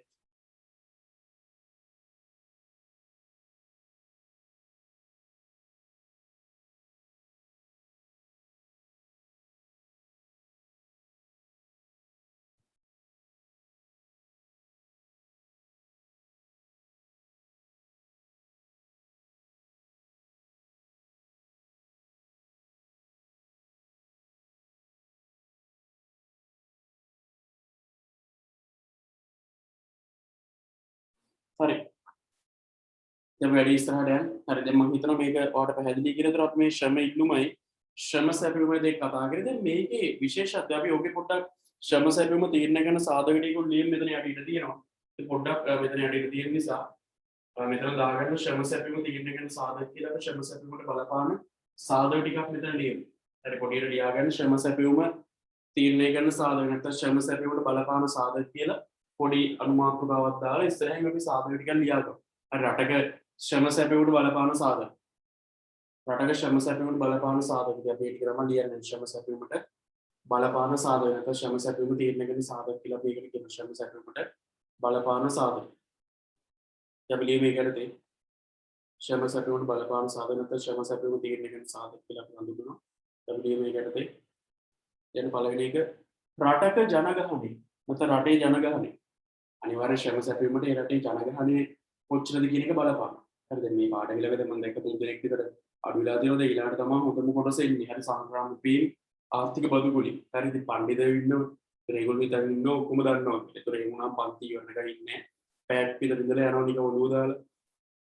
අපි ආවා කියලා ඉතින් එහෙම ගියන් පස්සේ ඉතින් ඉපොන් බැරි වෙනවා හරි ඊට පස්සේ ඉපොන් බැරිගෙන ඉඳලා හරියන්නේ නැහැ පන්ති පැය දෙක ඉඳලා හරියට ඉගෙන ගන්න හරි ඒක නිසා දැන් මේකේ මොකද මේ ශ්‍රම සැපෙමු තියෙන ගැන සාධක විපස්ස අපි ශ්‍රම වලට සමතුලිතය කතා කරලා ඊට පස්සේ යන්නේ සංක්‍රාමිකීන් සහ ආර්ථික බදුගුණය ගැන කතා කරන්න වැදගත් මාතෘකාවක් තියෙනවා මේ දේවල් ඔක්කොම හරියට ඉගෙනගෙන ඉවර කරන්න නම් අයමාරක ඉන්න වෙනවා ඒක නැතුව මේක භාගයට ඉගෙනගෙන ගිහිල්ලා වැඩක් නෑ පන්ති ආපු ලූප් වැඩක් නෑ කොටස නැතුව යන්නේ හරි දැන් බලමු එහෙනම් මේ ශ්‍රම සැපෙමු තියෙන ගැන සාධක වල මම කිය පළවෙනි එක ලියන්න රටක නැත්නම් රටේ ජනගහනය රටේ ජනගහනය තව එකක් අපි ලියමු ජනගහනය නැත්නම් රටේ ජනතාවගේ සෞඛ්‍ය තත්ත්වය හරි මම කිය පළවෙනි එක රටක නැත්නම් රටේ ජනගහනය දෙවෙනි එක මම කිව්වා ජනගහනයේ සෞඛ්‍ය තත්ත්වය ජනතාවගේ සෞඛ්‍ය තත්ත්වය රටේ ඉතින් අධ්‍යාපන මට්ටම සෞඛ්‍ය තත්ත්වය අධ්‍යාපන මට්ටම සෞඛ්‍ය තත්ත්වය අධ්‍යාපන මට්ටම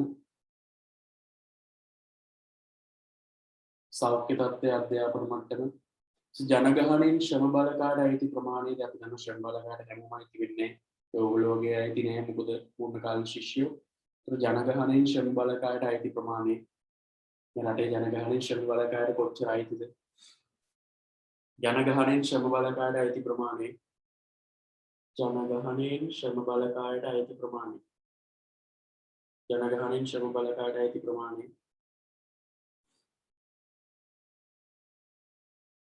ජනගහනයෙන් ශ්‍රම බලකාට අයිති ප්‍රමාණය ඒ වගේ තමයි හේතු.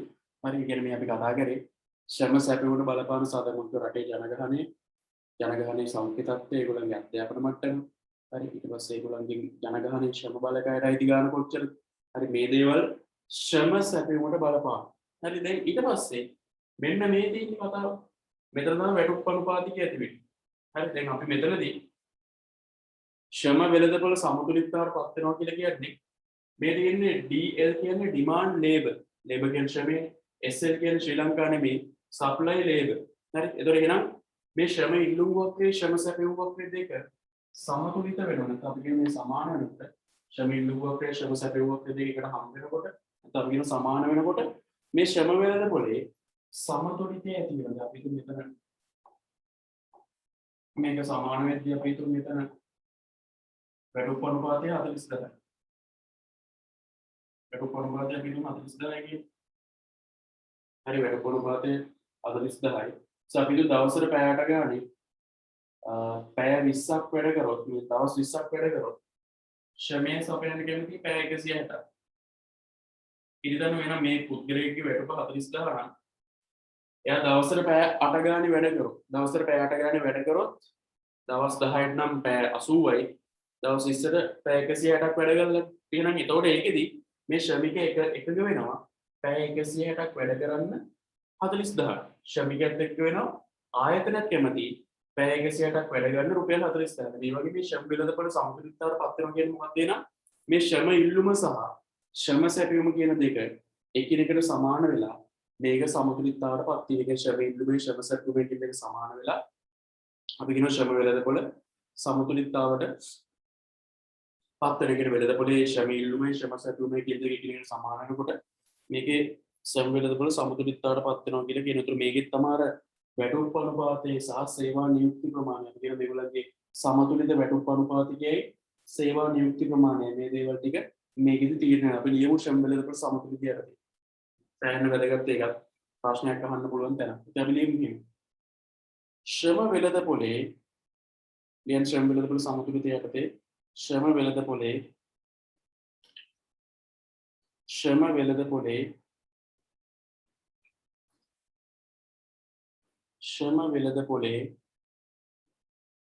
ශ්‍රමයට ඇති ඉල්ලුම සහ සැපයුම් මත ශ්‍රම වෙළඳපොළේ ශ්‍රමයට ඇති ඉල්ලුම සහ සැපයුම් මත ශ්‍රම වෙළඳපොළේ ශ්‍රමයට ඇති ඉල්ලුම සහ සැපයුම් මත ශ්‍රම වෙළඳපොළේ ශ්‍රමයට ඇති ඉල්ලුම සහ සැපයුම් මත ශ්‍රම වෙළඳපොළේ ශ්‍රමයට ඇති ඉල්ලුම සහ සැපයුම් මත ශ්‍රම වෙළඳ නැත්නම් මෙලියන ශ්‍රමයට ඇති ඉල්ලුම සහ සැපයුම එකිනෙකට එම්ලියන මත කියලා කියලා දාන්න නැතුව ශ්‍රම වෙළඳපොළේ ශ්‍රමයට ඇති ඉල්ලුම හා සැපයුම එකිනෙකට සමාන වන විට එකිනෙකට සමාන වන විට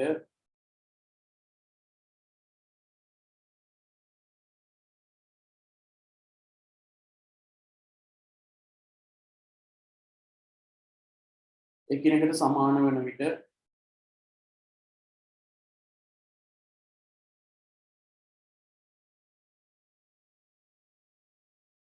ශ්‍රම වෙළඳපොළ සමතුලිතතාවට පත් වේ. එකිනෙකට සමාන වන විට ඒ කියන්නේ ශ්‍රම වෙළඳපොළේ ඉල්ලුම සහ සැපයුම කියන දෙක අපි කියන එකිනෙකට සමාන වන විට එකිනෙකට සමාන වන විට ශ්‍රම වෙළඳපොළ සමතුලිතතාවයට පත් වේ. ශ්‍රම වෙළඳපොළ සමතුලිතතාවයට පත් වේ.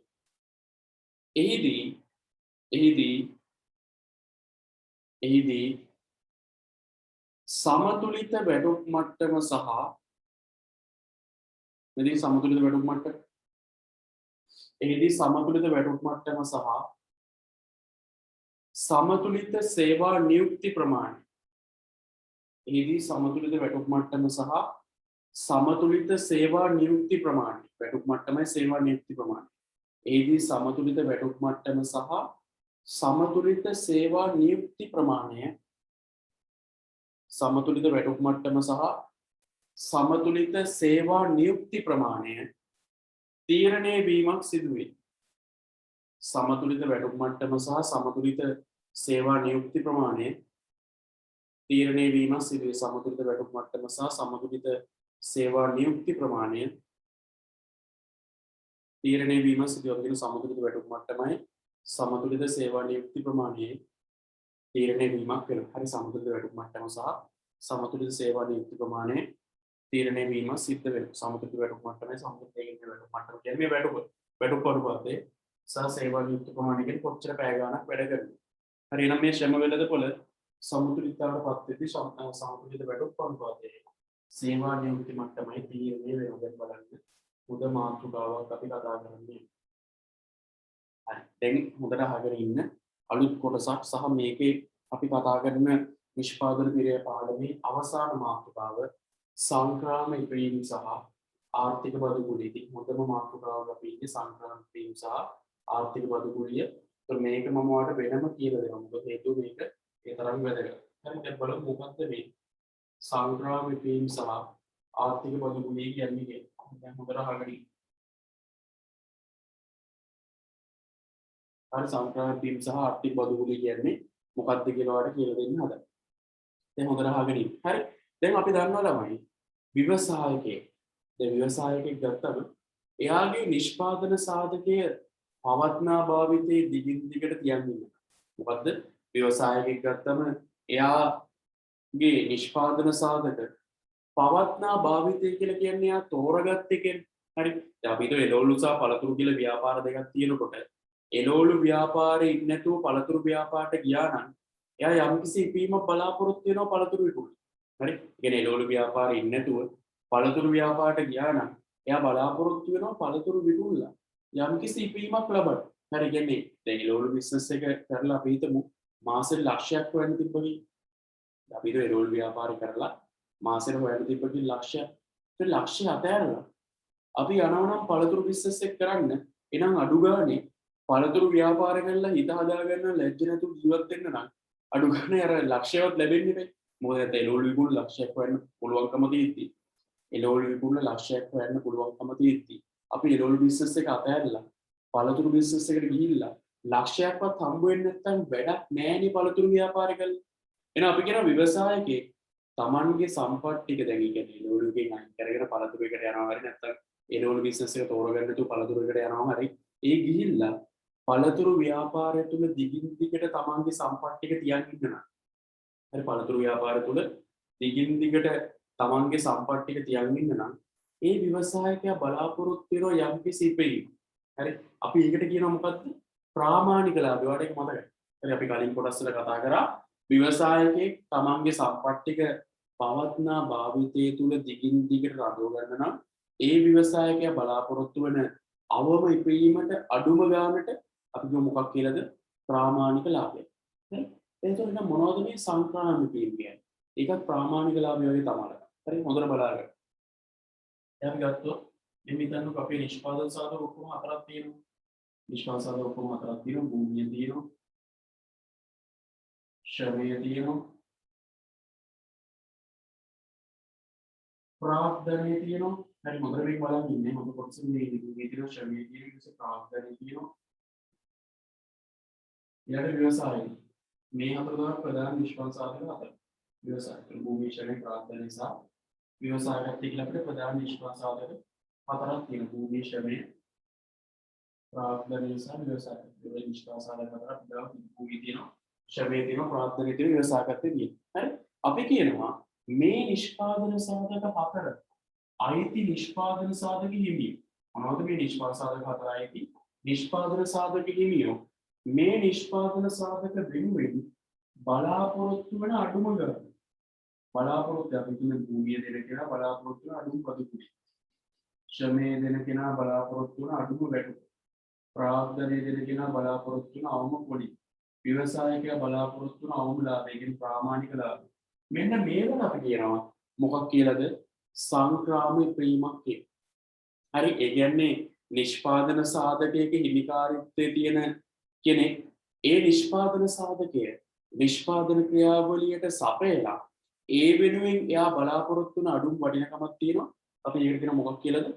සංක්‍රාමී ප්‍රීම. හරි මොනවද වෙන සංක්‍රාමී ප්‍රීම කියලා කියන්නේ?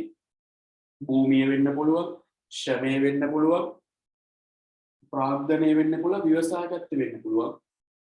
එතකොට ඒ කියන නිෂ්පාදන සාධක වෙළඳ පොළට සපයලා අපි කියන මේ නිෂ්පාදන ක්‍රියාවලියට ඒ කියන නිෂ්පාදන සාධක සපයලා ඒ නිෂ්පාදන සාධක හිමියෝ බලාපොරොත්තු වන අඩුම ඉපීමට අපි නමක් කියන මොකක් කියලාද? සංක්‍රාමී ඉපීම. වෙන සංක්‍රාමී ඉපීම කියලා කියන්නේ මොකද්ද? නිෂ්පාදන සාධක වල අයිතිකාරයෝ භූමිය වෙන්න පුළුවන්, ශ්‍රමය වෙන්න පුළුවන්, ප්‍රාග්ධනය වෙන්න පුළුවන්, ව්‍යවසායගත වෙන්න පුළුවන්. ඉතින් ඔය කියන නිෂ්පාදන සාධක වල හිමිකාරීත්වයේ තියෙන සාධක හිමියෝ. හරි? ඔය කියන නිෂ්පාදන සාධක වල හිමිකාරීත්වයේ තියෙන සාධක හිමියෝ ඒ නිෂ්පාදන සාධක වෙනුවෙන් බලාපොරොත්තු වන අඩුම ඉපීම නැත්නම් අඩුම වටිනකමට අපි කියන මොකක් කියලාද? සංක්‍රාමී ඉපීමක් කියලා. හරි එහෙනම් භූමිය තියෙනවා, ශ්‍රමය තියෙනවා, ප්‍රාග්ධනය තියෙනවා, ව්‍යවසායගතය තියෙනවා. ඒතර මේ කියන නිෂ්පාදන සාධක වෙනුවෙන් බලාපොරොත්තු වන අඩුම ඉපීමට අපි නමක් කියන මොකක් කියලාද? සංක්‍රාමී ඉපීමක් කියලා. ඒතර භූමිය, ශ්‍රමය, ප්‍රාග්ධනය, ව්‍යවසායගතය කියන නිෂ්පාදන සාධක වෙනුවෙන් ඒ නිෂ්පාදන සාධක හිමියෝ බලාපොරොත්තු වන අවම ඉපීම අඩුම ඉපීමට අපි කියන මොකක් කියලාද? සංක්‍රාමී ඉපීමක්. එහෙනම් මේ ව්‍යවසායකයා බලාපොරොත්තු වෙච්ච ප්‍රාමාණික ලාභය කියලා අපි කිව්වේ. එයා බලාපොරොත්තු වෙච්ච අඩුම ලාභය නෙමෙයි ප්‍රාමාණික ලාභය කියන්නේ සංක්‍රාමී ඉපීමක් තමයි. හරි? ඒක හොඳට ඔළුවට දාගන්න. ඒ ව්‍යවසායකයෙක් ගත්තම එයා බලාපොරොත්තු වන අඩුම ඉපීමට අපි ඕනේ ප්‍රාමාණික ලාභය කියන්නේ. එහෙනම් මේ ප්‍රාමාණික ලාභය කියන්නේ සංක්‍රාමී ඉපීමක් තමයි. ඒක ඔළුවට කියන්නේ ප්‍රාමාණික ලාභය කියන්නේ සංක්‍රාමී ඉපීමක්ම තමයි. ඒ සංක්‍රාමී ඉපීම වලට උදාහරණයක් තමයි ප්‍රාමාණික ලාභය කියලා කියන්නේ. හරි? ඒ කියන්නේ දැන් ප්‍රාමාණික ලාභය අදාළන්නේ ව්‍යවසායගතට විතරයි. හැබැයි සංක්‍රාමී ඉපීම කියන එක මේ නිෂ්පාදන සාධක හතරටම අදාළ වෙනවා. නම් ඇත්තට මේ සංකල්ප දෙක ගත්තොත් ප්‍රාමාණික ලාභයයි සංක්‍රාමී ඉපීම කියන සංකල්ප දෙක ගත්තොත් වඩා පුළුල් සංකල්ප වෙන්නේ සංක්‍රාමී ඉපීම. මොකද ඒකට හේතුව ප්‍රාමාණික ලාභ අදාළ වෙන්නේ ව්‍යවසායකට විතරයි. හරි ප්‍රාමාණික ලාභය අදාළ වෙන්නේ ව්‍යවසායකට විතරයි. හැබැයි සංක්‍රාමී ඉපීම කියන එක මේ ඔක්කොටම අදාළයි. හරි භූමිය, ශ්‍රමය, ප්‍රාග්ධනය, ව්‍යවසායගතය කියන හතරටම මේ ටික අදාළ වෙනවා. සංක්‍රාමී ඉපීම අදාළ වෙන්නේ ප්‍රාමාණික ලාභය අදාළ වෙන්නේ ව්‍යවසායකට විතරයි. හැබැයි සංක්‍රාමී ඉපීම මේ නිෂ්පාදන සාධක හතරටම අදාළ වෙනවා. භූමිය, ශ්‍රමය, ප්‍රාග්ධනය, ව්‍යවසාය කියන හතරෙම නිෂ්පාදන සාධක ඉන්නේ. තමන්ගේ නිෂ්පාදන සාධකයේ වෙනුවෙන් බලාපොරොත්තු වන අඩුම ඉපීමට අපි කියනවා තමයි මොකද්ද? සංක්‍රාමී ඉපීමක් කියලා කියන. ඒතර භූමිය වෙන්න පුළුවන්, ශ්‍රමය වෙන්න පුළුවන්, ප්‍රාග්ධනය වෙන්න පුළුවන්, ව්‍යවසායගත වෙන්න පුළුවන්. ඒතකොට මේ භූමිය, ශ්‍රමය, ප්‍රාග්ධනය, ව්‍යවසායගතය කියන නිෂ්පාදන සාධක වල අයිතිය තියෙන ඒ නිෂ්පාදන සාධක හිමියෝ. හරි? අයිතිය තියෙන නිෂ්පාදන සාධක හිමියෝ ඒ නිෂ්පාදන සාධකයේ වෙනුවෙන් බලාපොරොත්තු වන අඩුම ගානට අපි කියන මොකක් කියලාද? සංක්‍රාම ඉපීමක්. එනම් මේ ප්‍රාමාණික ලාභ කියලා කියන්නේ සංක්‍රාම ඉපීම වලට උදාහරණයක් විතරයි. හරිද? අපි මේ භූමිය නැත්නම් අපි දුන්නා ලේසින් තේරෙන ශ්‍රමිකයෙක් කියලා. ශ්‍රමිකයෙක් මම මේ උදාහරණයක් අරන් පෙන්නන ශ්‍රමිකයෙක් ගත්තම ආයතනයක වැඩ යනකොට එයා බලාපොරොත්තු වෙන දේ දන්නවා 40000ක පඩිය. හරි? ඉතින් මේකේ ආයතනෙන් මෙයාට එකක වෙනවා 40000 දෙන්න. හරි ආයතන එකක වෙනවා 40000 දෙන්න. අන්න ඒකට අපි කියනවා මොකක්ද? සංක්‍රාම ඉපීම. මේක තමයි සංක්‍රාමක වීමක් කියලා. ආයතන කැමතුනොත් මේ ශ්‍රමිකයා කැමති 40,000ට වැඩ කරන්න. ඒකට තමයි කියන්නේ සංක්‍රාමක වීම. ඒකත් ඒක තමයි. හරි මම මේක පාඩම් තේරුම්නේ කියන එක තමයි. මෙහෙම මේකුත් දාලා අපි ආයතනයක වැඩ කරන ශ්‍රමිකයෙක්. ඒතර අපි ජොබ් එකට යනකොට බලාපොරොත්තු වුණා මේ ජොබ් එකකින් 40,000ක්වත් වැඩපක් හම්බ වෙයි කියලා. ඒතර ඇත්තටම 40,000ක් හම්බ වෙනවනේ. අන්න සංක්‍රාමක වීම. හැබැයි අපි හිතමු මෙහෙම 40,000 බලාපොරොත්තු වුණාම කෙනෙක්ට දීලා 45,000. හරි. එයා බලාපොරොත්තු වෙන 40,000. එයාට දීලා 45,000. අපි ඒකට කියන ලස්සනම ආර්ථික බදුකුලිය කියන. හරි ආර්ථික බදුකුලිය කියන්නේ අර සංක්‍රාමිකේ නික්මෝල් ලැබෙනවා නම් අපි ඒක කියන මොකක්ද කියලාද ආර්ථික බදුකුලිය. බලන්නේ කතාව. හරි. එහෙනම් සංක්‍රාමික වීමක් කියලා කියන්නේ නිෂ්පාදන සාධකයක අයිතිකාරයෙක්. නැත්නම් අපි කියනවා නිෂ්පාදන සාධක හිමි. මොකද්ද සංක්‍රාමික වීමක් කියලා කියන්නේ? නිෂ්පාදන සාධකයක අයිතිකාරයෙක්. නැත්නම් අපි කියනවා නිෂ්පාදන සාධක හිමි. නිෂ්පාදන සාධකයක අයිතිකාරයෙක් නැත්නම් අපි කියන එකට මොකද්ද නිෂ්පාදන සාධක හිමියෙක්. ඒ නිෂ්පාදන සාධක හිමියා Taman නිෂ්පාදන ක්‍රියාවලියට යොදවන නිෂ්පාදන සාධකයේ වෙනුවේ. මම කියෝ මේ උදාහරණයක් නේ. ශ්‍රමිකයෙක් හිතන්න බලාපොරොත්තු වෙච්ච අඩුම ගාණ 40,000 නම් ඒක වැටපො විදිහට ලැබුණොත් අපි කියන මෙයාට සංක්‍රාමික වීම ලැබිලා. හැබැයි 45,000ක් ලැබුණොත් අන්න ආර්ථික බදුකුලිය. ඒ කියන්නේ අපි ඒකට කියනවා ප්‍රාමාණික තමයි අපි ගත්තොත් නිෂ්පාදන ක්‍රියාවලියට නිෂ්පාදන සාධක සපයලා ඒ නිෂ්පාදන සාධක හිමියා බලාපොරොත්තු වෙන අඩුම ගානට වඩා වැඩියෙන් ලැබුණොත්. හරි බලාපොරොත්තු වෙන අඩුම ගානට වඩා වැඩියෙන් ලැබුණොත් අපි ඒකට කියන මොකක් කියලාද? ආර්ථික බදුකුලියක් කියලා. හරි එතකොට නිෂ්පාදන ක්‍රියාවලියට නිෂ්පාදන සාධක සපයන නිෂ්පාදන සාධක හිමියේ බලාපොරොත්තු වන අඩුම ගානට වඩා වැඩි ලැබුණොත් අපි ඒකට කියන මොකක් කියලාද? ආර්ථික බදුකුලිය. ඒකට මේ නිෂ්පාදන සාධක හිමිය බලාපොරොත්තු වෙච්ච අඩුම ගාන තමයි සංක්‍රාමික වීම කිව්වේ. ඒකට වඩා වැඩිපුර ලැබුණොත් අන්න ඒකට අපි කියන මොකද්ද? ආර්ථික බදුකුලියක් කියලා. ආර්ථික බදුකුලියක් කියලා කියන හඳුන්වන නිෂ්පාදන සාධක හිමියේ බලාපොරොත්තු වන අඩුම ගාන මේකෙදි 40,000යි. හැබැයි ඊට වඩා වැඩි ලැබුණොත් 45,000ක් ලැබුණොත් අපි ඒක කියන මොකද්ද? ආර්ථික බදුකුලිය. හැබැයි මේක මේ ප්‍රාමාණික ලාභය අපි මෙතන ව්‍යවසායකයේ ප්‍රාමාණික ලාභයේ ලක්ෂ්‍යය කියලා. ප්‍රාමාණික ලාභය පිළිබඳ ලක්ෂ්‍යය කියලා. හරි. දැන් මෙතන බැරි වෙලාවත් අපිට 1,20,000ක් ලැබුණා. අපි ඒකට කියවනේ ආර්ථික ලාභය කියලා. හරි. මේකට අපි කියමු මොකද්ද? ආර්ථික ලාභය. හරි. ඒක ආර්ථික ලාභ කියන්නේ ආර්ථික බදුකුලියට උදාහරණයක්. මේකට කියන ආර්ථික ලාභය කියන්නේ මේ ආර්ථික ලාභය කියලා කියන්නේ මේ අපි කතා කරපු ආර්ථික බදුකුලිය කියන එකට උදාහරණයක්. හරි මෙන්න මෙයාට උදාහරණයක්. හරි පැහැදිලි දෙකනේ. ඒතර එහෙනම් ප්‍රාමාණික ලාභය කිව්වේ සංක්‍රාමික වීම වල උදාහරණයක්. ආර්ථික ලාභය කිව්වේ ආර්ථික බදුකුලියට උදාහරණයක්. හරි ඒක නිසා හොඳට ඔළුවේ තියාගන්න. සංක්‍රාමික වීම මේ නිෂ්පාදන සාධක හතරටම අදාළයි.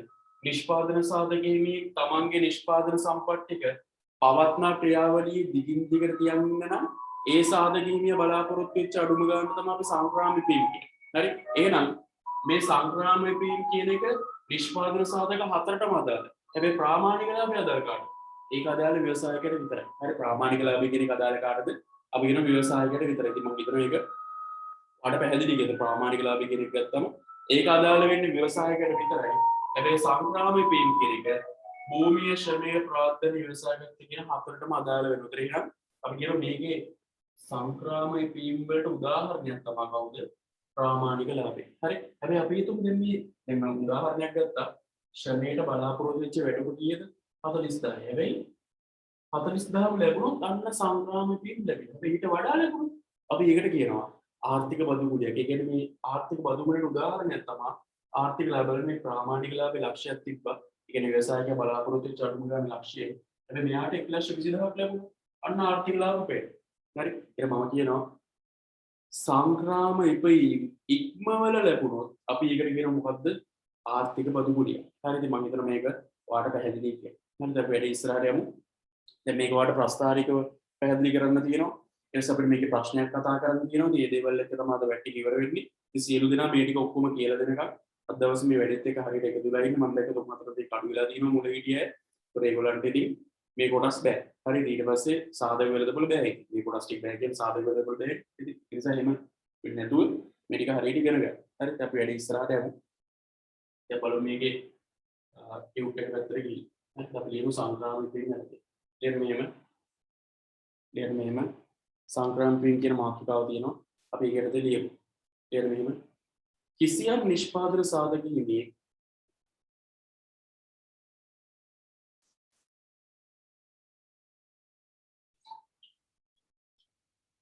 කිසියම් නිෂ්පාදන සාධක හිමියෙක්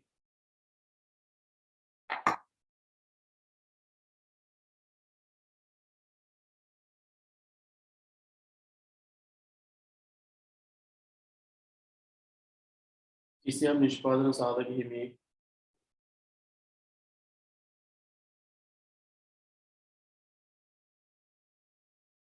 තම නිෂ්පාදන සාධක හිමියෙක් තම නිෂ්පාදන සම්පත්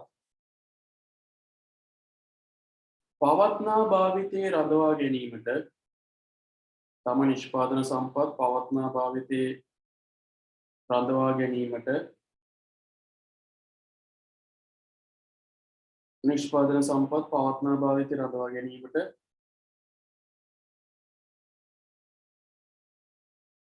බලාපොරොත්තු වන අවම ඉපීම බලාපොරොත්තු වන අවම ඉපීම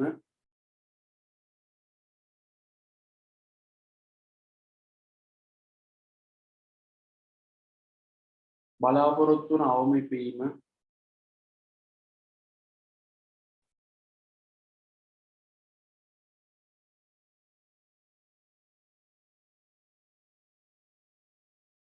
බලාපොරොත්තු වන අවම ඉපීම සංක්‍රාම ඉපීම ලෙස හඳුන්වයි.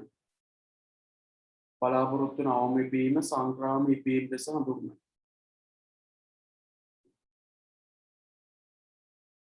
බලාපොරොත්තු වන අවම ඉපීම සංක්‍රාම ඉපීම ලෙස හඳුන්වයි.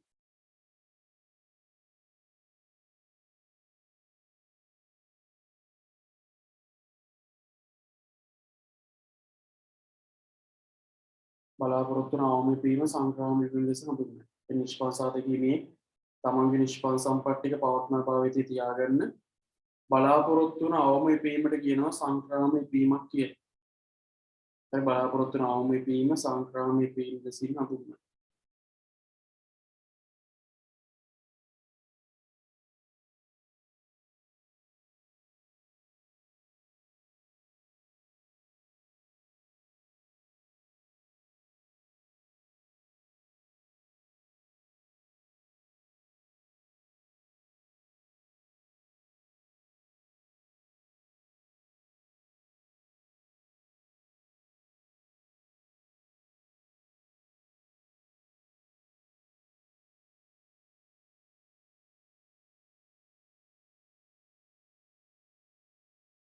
හරි අපි යමු මෙතන ඉස්සරහට. හරි සංකාර විදේශ හඳුන්වන්නේ බලන්න මේක කියනවා ප්‍රාමාණික ලාභයෙන් සංක්‍රමණ කියලා. ව්‍යවසායගත ඉපීම ප්‍රාමාණික ලාභය. ඒක සංක්‍රාම ඉපීමක එනම් ව්‍යවසායකතු තම සම්පත් භාවිතයේ පවත්නා බව තෝරගත්ත නිෂ්පාදන ක්‍රියාවලිය අඳවගන්න ඒගොල්ලෝ බලාපොරොත්තු වෙන අඩුම ගන්න තමයි අපි සංක්‍රාම ඉපීම කියලා කියන්නේ. හරි. නමුත් සංක්‍රාම ඉපීම ප්‍රාමාණික ලාභයට වඩා පුළුල් සංකල්පයකින්. ඒකට හේතුව තමයි මේ ප්‍රාමාණික ලාභය කියන එක ව්‍යවසායගතට පමණක් අදාළ වෙන අතර සංක්‍රාම ඉපීම කියන එක මොකද සෑම නිෂ්පාදන සාධකයකටම පොදුයි. හරි. ඒතකොට අපි ගත්තොත් එහෙම සංක්‍රාම ඉපීම කියන එක අදාළ ව්‍යවසායගත මේ නිෂ්පාදන සාධක හතරටම හැබැයි ප්‍රාමාණික ලාභේ ව්‍යවසායගතට විතරයි අදාළ. ඒ නිසා අපි කියන හැම වෙලේම ව්‍යවසායගතට වඩා සංක්‍රාම ඉපීම කියලා කියන්නේ පුළුල් සංකල්පයක්. හරි ව්‍යවසායගතට වඩා අපි කියන සංක්‍රාම ඉපීමක් කියලා කියන්නේ හැම වෙලේම පුළුල් සංකල්පයක්. ඒක සංක්‍රාම ඉපීම කියලා කියන්නේ හැම වෙලේම අර ප්‍රාමාණික ලාභය කියන එකට වඩා ඒ ව්‍යවසායගත ඉපීම කියන ප්‍රාමාණික ලාභයට වඩා පුළුල් සංකල්පයක් වෙනවා සංක්‍රාම ඉපීම. ඒක වගේ එකේ තියෙන බලන්න ආයෙ පාරක් ප්‍රාමාණික ලාභයේද සංක්‍රාම ඉපීම කියන සම්ලෝභුත් එම ප්‍රාමාණික ලාභය කියන්නේ සංක්‍රාම ඉපීම වලට උදාහරණයක්. එනම් ව්‍යවසායකයෙකු තම සම්පත් පවත්නා භාවිතය රඳවා ගැනීමට අපේක්ෂා කරන අවම ලාභය බෙවිනි. කියන්නේ ව්‍යවසායකයෙක් තමන්ගේ සම්පත් ටික පවත්නා භාවිතය තියාගන්න නම් එයා බලාපොරොත්තු වන අඩුම ගන්න තමයි අපි කියන්නේ මොකද්ද? ප්‍රාමාණික ලාභය. ඒතර එහෙනම් ඒක අදාළ ව්‍යවසායකත්වයට විතරයි. හරි. නමුත් සංක්‍රාම ඉපීම ප්‍රාමාණික ලාභයට පුළුල් සංකල්පයකි. ප්‍රාමාණික ලාභයේ ව්‍යවසායකත්වයට පමණක් අදාළ වන අතර සංක්‍රාම ඉපීම සෑම නිෂ්පාදන සාධකයකටම අදාළ වෙත සංක්‍රාමක කියන එක සෑම නිෂ්පාදන සාධකයකටම අදාළ වෙනවා. දැන් මෙන්න මේ සංක්‍රාමක වීම ඉක්මවලා අපිට සල්ලි ලැබුණොත් අපි ඒකට කියන මොකක් කියලාද? ආර්ථික බදුගුලියක් කියලා. අපි ලියමු. ලියන්න නිෂ්පාදන සාධක හිමියන් නිෂ්පාදන සාධක හිමියන් නිෂ්පාදන සාධක හිමියන් නිෂ්පාදන සාධක හිමියන් නිෂ්පාදන සාධක හිමියන් තම නිෂ්පාදන සාධක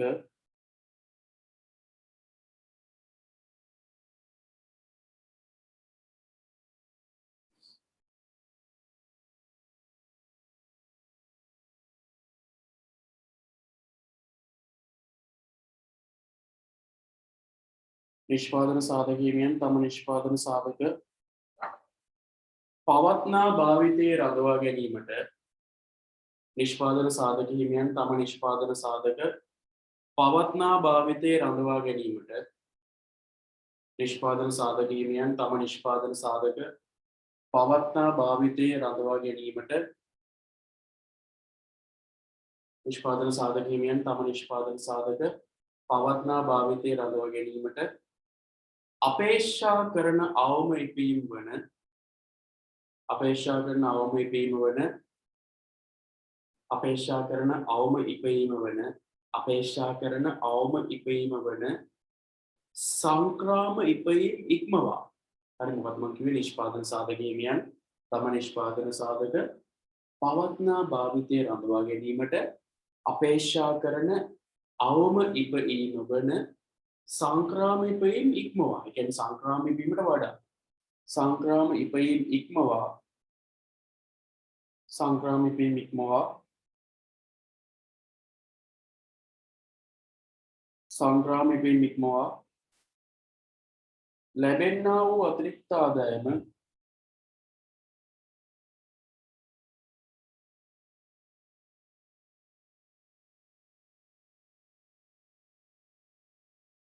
ඉක්මවා ලැබෙන්නා වූ අතිරික්ත ආදායම ආර්ථික බදුගුලි ලෙසින් හඳුන්වනවා.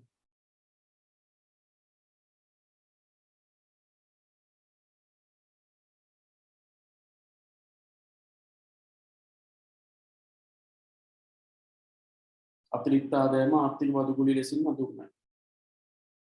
සංක්‍රාම ඉපීම් ඉක්මවා ලැබෙන්නා වූ අතිරික්ත ආදායම ආර්ථික බදුගුලි ලෙසින් හඳුන්වනවා. හරි සංක්‍රාම ඉපීම් ඉක්මවල ලැබෙන අතිරික්ත ආදායම අපි හඳුන්වන මොකක් කියලාද? ආර්ථික බදුගුලි.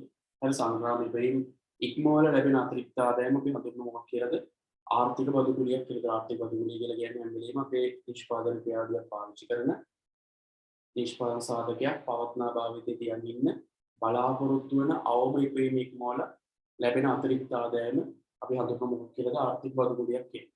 මේ සෝරි ප්‍රාමාණික සංග්‍රාම ඉපීමක් කියලා. හැබැයි ඊට වඩා වැඩිපුර ලැබුණොත් අපි ඒකට කියන මොකද්ද? ආර්ථික බදුගුලියක් කියලා. නිෂ්පාදන සාධක හිමියේ තමන්ගේ නිෂ්පාදන සාධක ටික පවතින භාවිතයේ තමන්ගේ තෝරාගත්ත නිෂ්පාදන ක්‍රියාවලිය තුළ දිගින් දිගට තියන් ඉන්න නම් ඒගොල්ලෝ බලාපොරොත්තු වෙච්ච අඩුම ගානට අපි කියමු මොකද්ද? සංක්‍රාම ඉපීම. හැබැයි ඊට වඩා සතපහක් පරි වැඩිපුර ලැබුණා.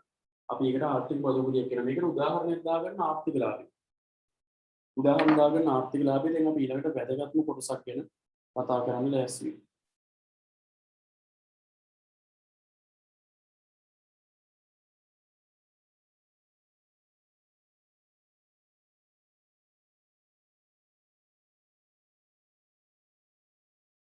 හරි දැන් වැඩි ඉස්සරහට ඊළඟට අපි සැකෙන්න වැදගත් කොටසක් කතා කරන්න යන්නේ. බලන්න ඔයාට මේ ආර්ථික බදුගුලිය සහ සංක්‍රාම ඉපීම කියන එක අපි රූප සරහන් එක්ක පැහැදිලි කරන්න ලෑස්ති වෙනවා. දැන් මේකේ ඔයාලට පෙන්නලා තියෙනවා මෙතන මේ වක්‍රයේ උඩ තියෙන ටික මෙන්න මේ ටික ආර්ථික බදුගුලිය. හරි දැන් මම මෙතන ආවට පෙන්නුත් මෙන්න මේ හරි මේ ටික ගත්තොත් ආර්ථික බදුගුලිය. මේ රතු පාටින් පෙන්නන ටික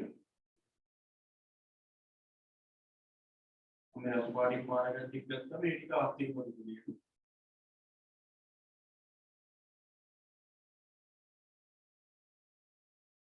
එතන යට තියෙන එක සංක්‍රාම ඉපීම. හරි හොඳට මේක බලන්න ඉන්නේ. අර මම රතු පාටින් පාට කරපු ටික ආර්ථික බදුගුලිය. හරි ඊට පස්සේ යට මම පාට කරනවා නිල් පාටින්. හරි මේ නිල් පාටින් පාට කරන ටික සංක්‍රාමික වීම. දැන් බලමු මේ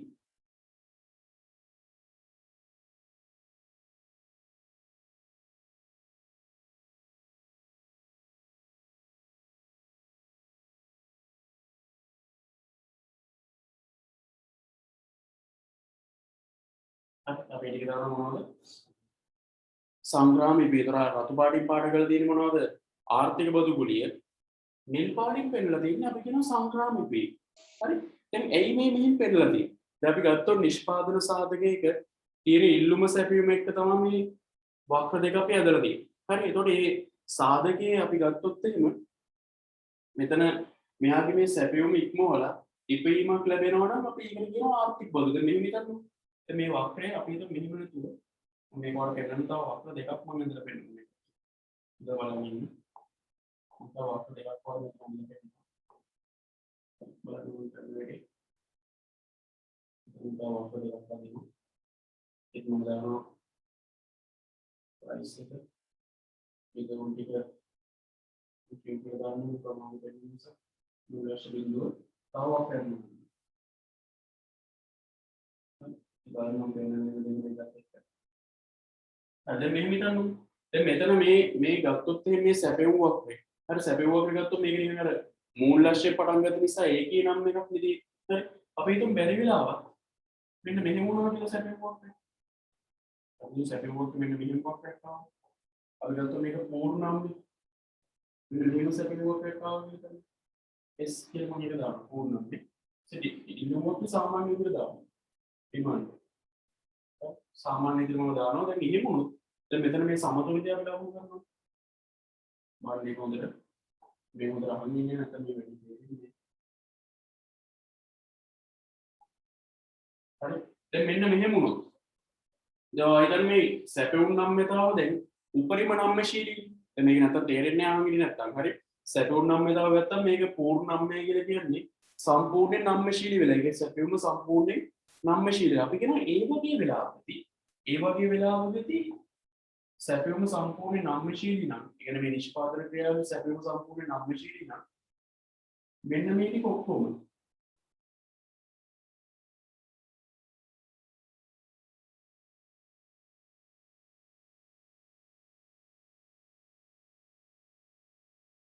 හරි මේ ටික ඔක්කොම අපි කියනවා සංක්‍රාමික වීම කියලා. මම මේ නිල් පාටින් පාට කරේ ඒක. ඒ කියන්නේ මේ සැපයුමක නම්මතාව වැඩි වෙන්න සංක්‍රාමික වීම වැඩි වෙනවා. හරි. ඒ සැපයුමක පූර්ණම් වුණාට පස්සේ මේ ටික ඔක්කොම සංක්‍රාමික වීම. මම මේවා තව ටිකක් පැහැදිලි කරනවා. හරි. ඊට පස්සේ අපි බලමු. මම මේ නිල් පාටින් පාට කරේ අපි අරගෙන නිල් පාටින් ගත්ත නිසා අද අපිට මෙහෙම ඒ සැපයුමක අපි හිතමු පූර්ණ අනම්මය කියලා. මේ සැපයුමක මෙන්න මෙහෙම තියෙන්නේ. X කියලා මොකද? හරි ඩිමාන්ඩ් කරුවේ කොහොමද? පල්ලයට බැලුවා. හරි. දැන් මෙන්න මේ වගේ අවස්ථාවක් ආවා. මොකද වෙන්නේ? මෙතන මේ සමතුලිත මෙන්න මෙහෙම අවස්ථාවක් ආවොත් මේ ටික දැන් පූර්ණ අනම්මයි. හරි එහෙම වුණොත් ඒ කියන්නේ සැපයකට දැන් නම්මශීලී නෑ. හරි පූර්ණ අනම්මය පොඩ්ඩක්වත් නම්මශීලී නෑ. ඒක නිසා අපි කියන මේ ඔක්කොම ටික මොනවද ආර්ථික බදුගුලිය. මෙන්න මේ වෙන තමයි ප්‍රශ්න අහන්නේ. හරි. මේ සංක්‍රාමික වීම ආර්ථික බදුගුලිය කියලා තීරි ප්‍රශ්නයක් අහන්න ඉඩ තියෙනවා. එහෙම නැත්නම් ප්‍රස්තාරික ප්‍රශ්නයක් වුත් මේ වේ තමයි ප්‍රශ්න ලැබෙන්නේ. මේ දෙකම මම ඔයාලට අඳින්න දෙන්න. හරි මේ දෙකත් මම ඔයාලට අඳින්න දෙනවා. ඉතින් මම මේක ඊට පස්සේ පැහැදිලි කරන්නම් අඳින්නදී. ඉස්සෙල්ලා ඔතන හරියට ඉන්නේ. හරි මම දැන් මේක රතු පාටින් පාඩ කරේ අපි රතු පාටින් කියන්නේ ආර්ථික බදුගුලිය නිසා රතු පාටින් කියන්නේ ආර්ථික බදුගුලිය නිසා මේක රතු පාටින් ලකුණු කරා. හරි ඉතින් මම හිතන්නේ මේක ඔයාලට පැහැදිලි කරලා රතු පාටින් අපි ලකුණු කරලා තියෙනවා. ඒක ආර්ථික බදුගුලිය. හරි දැන් මෙතන මේ සාමාන්‍ය වක්‍රයෙන් අපි වෙන්නේ බලන්න මේ සැපෙව් වක්‍රය ඉක්මවලා ගිහිල්ලා තියෙන ටික මොනවද ආර්ථික බදුගුලිය සැපෙව් වක්‍රය වෙනකම් තියෙන ටික මොනවද සංක්‍රාමික වීම. හරි તો සංක්‍රාමික වීම කියලා කියන්නේ ව්‍යවසායකයා බලාපොරොත්තු වෙන අඩුම ගාන.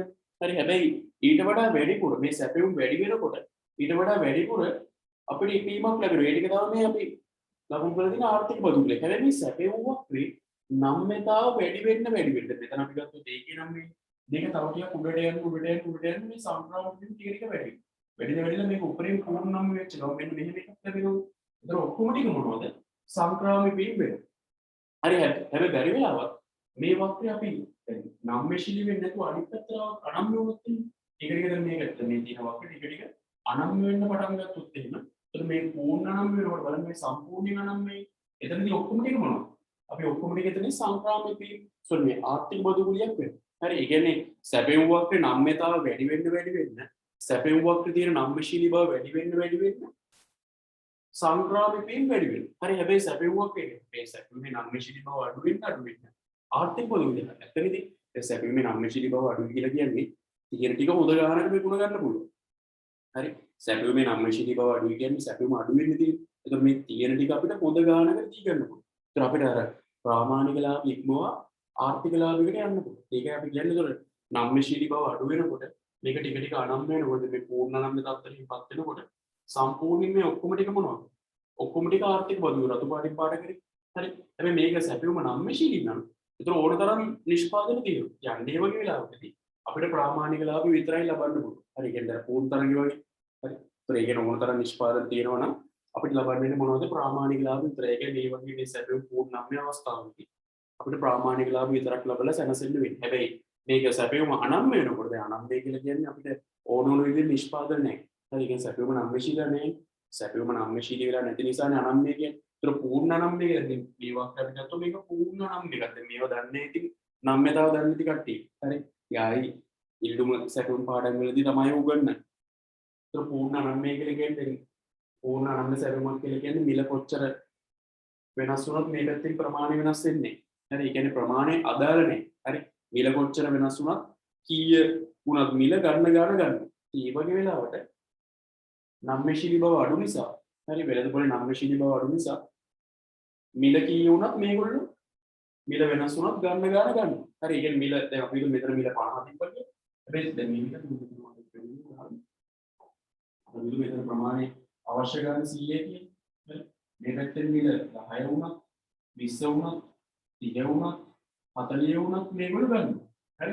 ඉතින් ඒ කියන්නේ එතකොට නම් ව්‍යාපාරිකයට විශාල ලාභ අතිප්‍රාමාණික ලාභ ලැබීමේ අවස්ථාව ලැබෙනවා මේ සිදුවීමත් එක්ක. හරි. ඒක දැන් ව්‍යාපාරිකයට පුළුවන් දැන් මේක මිල 10 තිබ්බත් ඒගොල්ලෝ 100ක් ගන්න. හරි. මිල 20 තිබ්බත් ඒගොල්ලෝ 100ක් ගන්න. 30ක් තිබ්බත් 100ක් ගන්නවා. 40ක් තිබ්බත් 100ක් ගන්නවා. කීය වුණත් ඒගොල්ලෝ 100ක් ගන්නවා. හරි.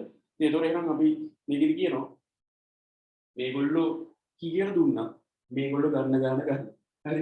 ඒක නිසා අපි කියන මෙතනදී මොනවද ව්‍යාපාරිකයට ලබන්න පුළුවන් අතිප්‍රාමාණික ලාභ. යන්නේ ඒක අපි කියන්නේ මෙහෙම පූර්ණ අනම්‍ය තත්ත්වයක් තියෙනවා නම් සම්පූර්ණ දේවල් ටික ඔක්කොම මොනවද? ආර්ථික බදුකුලිය. හරි. හැබැයි පූර්ණ නම්‍ය නම් සම්පූර්ණ ටික මොනවද? අපි කියන සංක්‍රාමික වීම. හරි. ඒ කියන්නේ ඔයා මේකෙන් තේරුම් ගන්න ඕනේ දේ තමයි සැපෙවුම් වක්‍රේ නම්‍යශීලී බව වැඩි වෙන්න. ඉතින් මේ සැපෙවුම් වක්‍රේ හරි. එයාගේ නම්‍යශීලී බව වැඩි වෙන්න මේ උපරිම නැමිල. හරි. මේක නම්‍යශීලී බව වැඩි වෙනවා කියන්නේ මෙහෙම තිබ්බොත් ටික ඔහොම උඩට යනවා. උඩට ඇවිල්ලා උපරිම නැවුනට පස්සේ මෙහෙම පූර්ණම් වෙනවා. එහෙනම් සැපෙවුම් වක්‍රේ නම්‍යශීලී බව වැඩි වෙන්න ආර්ථිකයේ මෙතන සංක්‍රාමක වීම වැඩි වෙනවා. හරි. හැබැයි සැපෙවුම් වක්‍රේ මෙහෙම තිබ්බ වක්‍රේ මෙහෙම නම්‍යශීලී බව අඩු වෙලා මේක මෙහෙම කෙලින් වෙනවා. හරි. ඒකට මේ වෙලාව තියෙන නම්‍යශීලී බව අඩු වෙන්න ආර්ථික බදුකුලිය වැඩි වෙනවා. හරි. ඒකට හේතුව තමයි සැපෙවුම් වක්‍රේ නම්‍යශීලී නැහැ. නැත්නම් සැපෙවුම නම්‍යශීලී නැහැ කියලා කියන්නේ වෙළඳපොලේ අවශ්‍ය විදිහට බඩු නැහැ. ඒක නිසා මේක දැන් මේ බලන්න මෙතන මේ 100 කියන ප්‍රමාණය 10ට දුන්නත් ගන්නවා 20ට දුන්නත් ගන්නවා 30ට දුන්නත් ගන්නවා 40ට දුන්නත් ගන්නවා තව ටිකක් රුපියල් 100ට විතර දුන්නත් මේගොල්ලෝ මේ 100 ගන්නවා. මොකද කරන්න දෙයක් නෑ. ඒගොල්ලන්ට අත්‍යවශ්‍යයි ටික ගන්න. නමුත් බඩු නෑ. එහෙනම් තියෙන ගානකට ගන්න. අන්න ඒකයි අපි කියන්නේ මේ සැපෙවුම් වක්‍රේ නම්‍යශීලී බව වැඩි වෙන්න මේගොල්ලන්ට සංක්‍රාමක වීම ඉක්මවා ආර්ථික බදුකුලියක් ලැබෙනවා. හරි. දැන් සංක්‍රාමක වීම ඉක්මවල ලැබෙනවා කියලා කියන්නේ සාමාන්‍ය ලැබෙන ලාභ ඉක්මවල ලැබෙනවා කියන එක. හරි. ඒක සංක්‍රාමක වීම ඉක්මවා ආර්ථික බදුකුලියක් මේගොල්ලන්ට ලැබෙනවා. මේකේ නම්‍යශීලී බව වැඩි වෙන්න. මේක පූර්ණ අනම්‍ය කියලා කියන්නේ නම්‍යශීලී බව උපරිම අඩු වෙලා. හරි. ඒ කියන්නේ එතකොට මේක නම්‍යශීලී නෑ. හරි. තෙලින් වක්‍රේ නම්‍යශීලී බව උපරිම අඩු වෙලා තියෙනවා. හරි. එහෙනම් සම්පූර්ණ ටික මොනවද? ආර්ථික බදුකුලියක් කියලා. දැන් නම්‍යශීලී නෑ කියලා දැන් සැපෙවුම නම්‍යශීලී නෑ කියලා කියන්නේ වෙළඳපොලේ අවශ්‍ය විදිහට නිෂ්පාදනය නැහැ. ඒ කියන්නේ මේ තියෙන 100 10ට දුන්නත් 20ට දුන්නත් 50ට දුන්නත් 30ට දුන්නත් ගන්න. තියෙන AC ඕන ගානකට විකුණ ගන්න පුළුවන්. හරි. ඒකට හේතුව පූර්ණ අනම්‍ය සැපයුමක් තියෙනවා. හරි. ඒතර එහෙම තත්ත්වයක් තියෙනකොට ව්‍යාපාරිකට ඒක වාසි. එයාට ආර්ථික බදුගුලියකට යන්න අවස්ථාවක් තියෙනවා. අපි කියනවා මේ වගේ පූර්ණ අනම්‍ය සැපයුම් තත්ත්වයක් තිබ්බොත් එහෙම සැපයුම නම්‍යශීලී නැති නිසා පොඩ්ඩක්වත් සම්පූර්ණ ප්‍රමාණයෙන් මොනවද ආර්ථික බදුගුලිය එනවා ඔළුවේ තියෙන්න ඕනේ. සැපයුම් වගේ නම්‍යතාව වැඩි වෙන්න සංක්‍රාමික වීම තමයි වැඩි වෙන්නේ. හැබැයි සැපයුම් වගේ නම්‍යතාව අඩු වෙන්න සංක්‍රාමික වීම අඩු වෙලා ආර්ථික බදුගුලිය වැඩි වෙනවා. හරි. ඒතර නම්‍යතාව අඩුම වෙච්ච තැනදී සම්පූර්ණයෙන් තියෙන ආර්ථික බදුගුලිය. නම්‍යතාව වැඩි වෙච්ච තැනදී සම්පූර්ණයෙන් තියෙන මොනවද? ප්‍රාමාණික මේ සංක්‍රාමික වීම ප්‍රාමාණික ලබුවොත් හරි සංක්‍රාමික වීම. අපි මේක විස්තර කරමු. ලියලා අපි ඒක හැඳින්වීම කරමු. හරිද? අපි ආර්ථික බදුගුලිය හැදුවා නම් මෙතන චුට්ටක් මේ රූප සරණ දෙකක් ඇඳගෙන මේ දෙක චුට්ටක් ඇඳගෙන ටග්ගල ඇඳගෙන මේ රූප සරණ දෙක ඉක්මනින් ඇඳගෙන දැන් මෙතන මම ලියනවා ඊට පස්සේ හරි මේ රූප සරණ දෙක අඳින්න. හරි රූප සරණ දෙක අඳින්න ඇඳලා අපි ලියමු. මේක ඇදින් අර මම කිව්වේ හරි ඉස්සර මේක අඳින්නකො මේ දෙක දෙපැත්තෙන් පොඩියට අඳින්නකො ඇඳලා දැන් ඔයාලට මේක පාට නෑනේ. ඔය මේකට දාගන්න මේ පාට එක සංක්‍රාමික වීම කියලා සංක්‍රාමික වීමේ ඔක්කොම ටික එක පාට නිකන් වගේ දින පාටකින් පාට කරලා මේ පාට තියෙනවා මේ ගතුනේ සංක්‍රාමික වීම විතර මේ ටික ඔක්කොම මොනවද ආර්ථික බදුගුලිය මේ හැදලා ඩක්කල් දාගන්න මේක ආර්ථික බදුගුලිය මේ ටික ඔක්කොම මොනවද නා ආර්ථික බදුගුලිය හරි සංක්‍රාමික වීම විතර ඊට පස්සේ මේ ටික ඔක්කොම මොනවද ආර්ථික බදුගුලිය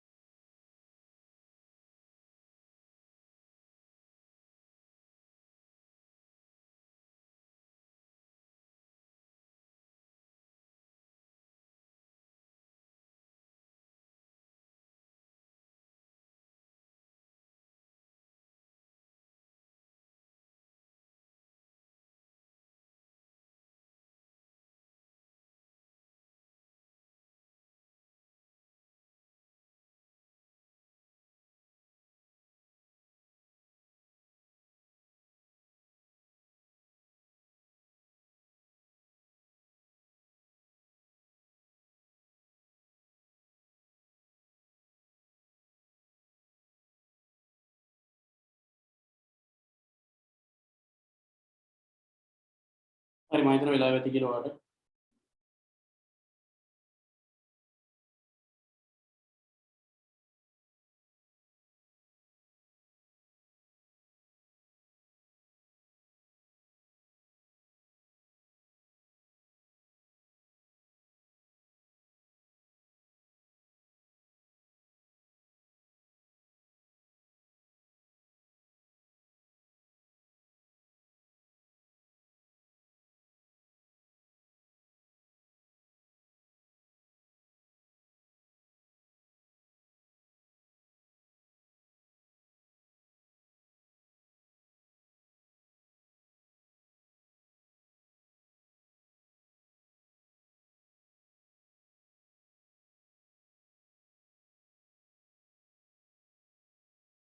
හරි දැන් මේක පැහැදිලි කරගමු.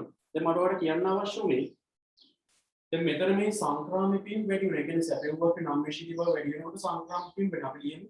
සැපයුම් වක්‍රේ නම්‍යශීලී භාවය වැඩි වෙන විට සැපයුම් වක්‍රේ ඔයන්න මෙතන ලියන්න ඉඩ තියෙනවනේ මේක යටින්. හරි මේ වක්‍රය යටින් ඊළඟ එක ඉඩ තියෙනවනේ එහෙම ලියන්න නැත්නම් එහා පැත්තෙන් හරි ලියන්න. හරි. දැන් ලියමු සැපයුම් වක්‍රේ නම්‍යශීලී භාවය වැඩි වෙන විට සැපයුම් වක්‍රයේ නම්‍යශීලීභාවය වැඩි වෙන විට සැපයුම් වක්‍රය කියන්නේ මේක දැන් මේ නම්‍යශීලීව දැන් මෙතන නම් උඩරිම නැමිලා තියෙන්නේ. පූර්ණම්මේ සැපයුම් වක්‍රයේ නම්‍යශීලීභාවය වැඩි වෙන විට සංක්‍රාම ඉපීම් ඉහළ යන අතර සංක්‍රාම ඉපීම් ඉහළ යන අතර සැපයුම් වක්‍රයේ නම්‍යශීලීභාවය වැඩි වෙන විට සංක්‍රාම ඉපීම් ඉහළ යන අතර සැපයුම් වක්‍රයේ නම්‍යශීලීභාවය වැඩි වෙන විට සංක්‍රාම ඉපීම් ඉහළ යන අතර සැපයුම් වක්‍රය දැන් මේ නම්‍යශීලීභාවය වැඩි වෙනවා කියලා කියන්නේ දැන් මේ සැපයුම් වක්‍රය දැන් මේක නම් තිබ්බේ ඒකේ නම් එකනේ දැන් මේක මේ ටික මෙහෙම නැවෙනකොට මේ නිල් පාට ප්‍රමාණය උඩට යනවා දැන් මේ සැපයුම් වක්‍රය තව මේක මෙහෙන් ගියාගේ බලන්න කාටකින් තාමලේක වැඩිලා දැන් මෙතන තියෙන වක්‍රය අපි මේ හරින් ගියාගේ එහෙම වුණොත් මේ නිල් ටික මෙතනටත් ඇවිල්ලා හරි නිල් ටික ඕම් වැඩි වෙනවා හරි වැඩි වෙලා තමයි මේක මේ උපරිම තත්ත්වයට ඇවිල්ලා සම්පූර්ණයෙන් ඔක්කොම ටික නිල් වුණා හරි ඒක අපි කියන්නේ මේ සැපයුම් වක්‍රේ නම්‍යතාව වැඩි වෙන්න සංක්‍රාමිකයෙන් වැඩි. හරි හැබැයි ඒකේ නම්‍යතාව අඩු වෙලා අනම්‍ය වෙන්න මේ වක්‍රේ මෙහෙට මේ මේකෙන් සැපයුම් වක්‍රේ ටික ටික වෙන්න රතු පාට ටික වැඩි. ඒ රතු පාට ටික වැඩි වෙලා තමයි මේ ඔක්කොම ටික රතු වෙලා යන්නේ. හරි ඒ කියන්නේ ආර්ථික බදුකුයි. මේක හොඳට ගෙදරදී ප්‍රැක්ටිස් කරන්න බැරි වුණොත් කතා කරන්න. හරි අපි ලිව්වේ නම් මොකද්ද? සැපයුම් වක්‍රේ නම්‍යතාව වැඩි වෙන විට සංක්‍රාමිකයෙන් වැඩි වෙන අතර සැපයුම් වක්‍රේ නම්‍යශීලීව නැත්නම් නම්‍යතාව වැඩි වෙන විට සංක්‍රාමිකයෙන් වැඩි වෙන අතර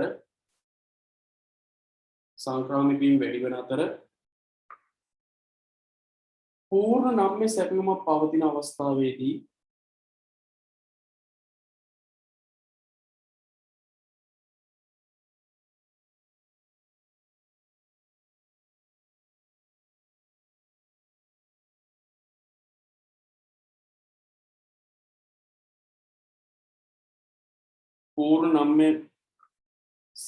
පවතින අවස්ථාවේදී පූර්ණ නම්‍ය සැපයුමක් පවතින අවස්ථාවේදී සම්පූර්ණ ඉපයීමම සංක්‍රාමිකයෙන් වේ.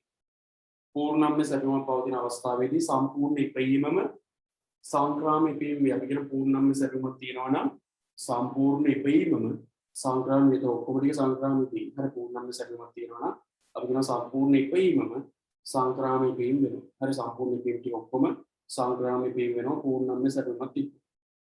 හරි පූර්ණ නම්‍ය සැපයුමක් නම් තියෙන්නේ සම්පූර්ණ ඉපයීමම අපි කියන මොනවද? සංක්‍රාමික වීමක් වෙනවා. හරි ඒක පූර්ණ නම්‍ය සැපයුමක් තියෙන නිසා. හරි ඊට පස්සේ මට කියන්න අවශ්‍ය මෙයාගේ. හරි WMU ඒකේ යටතේ සැපයුම් වක්‍රයේ නම්‍යතාව අඩු වෙන විට දැන් නම්‍යශීලී බව අඩු වෙන නිසා තමයි මේ වක්‍රේ කෙලින් වෙලා නම්‍යශීලී බව අඩු වෙලා. හරි සැපයුම් වක්‍රයේ නම්‍යශීලී බව නැත්තම් නම්‍යතාව අඩු වෙන විට සැපයුම් වක්‍රයේ නම්‍යශීලී බව අඩු වෙන විට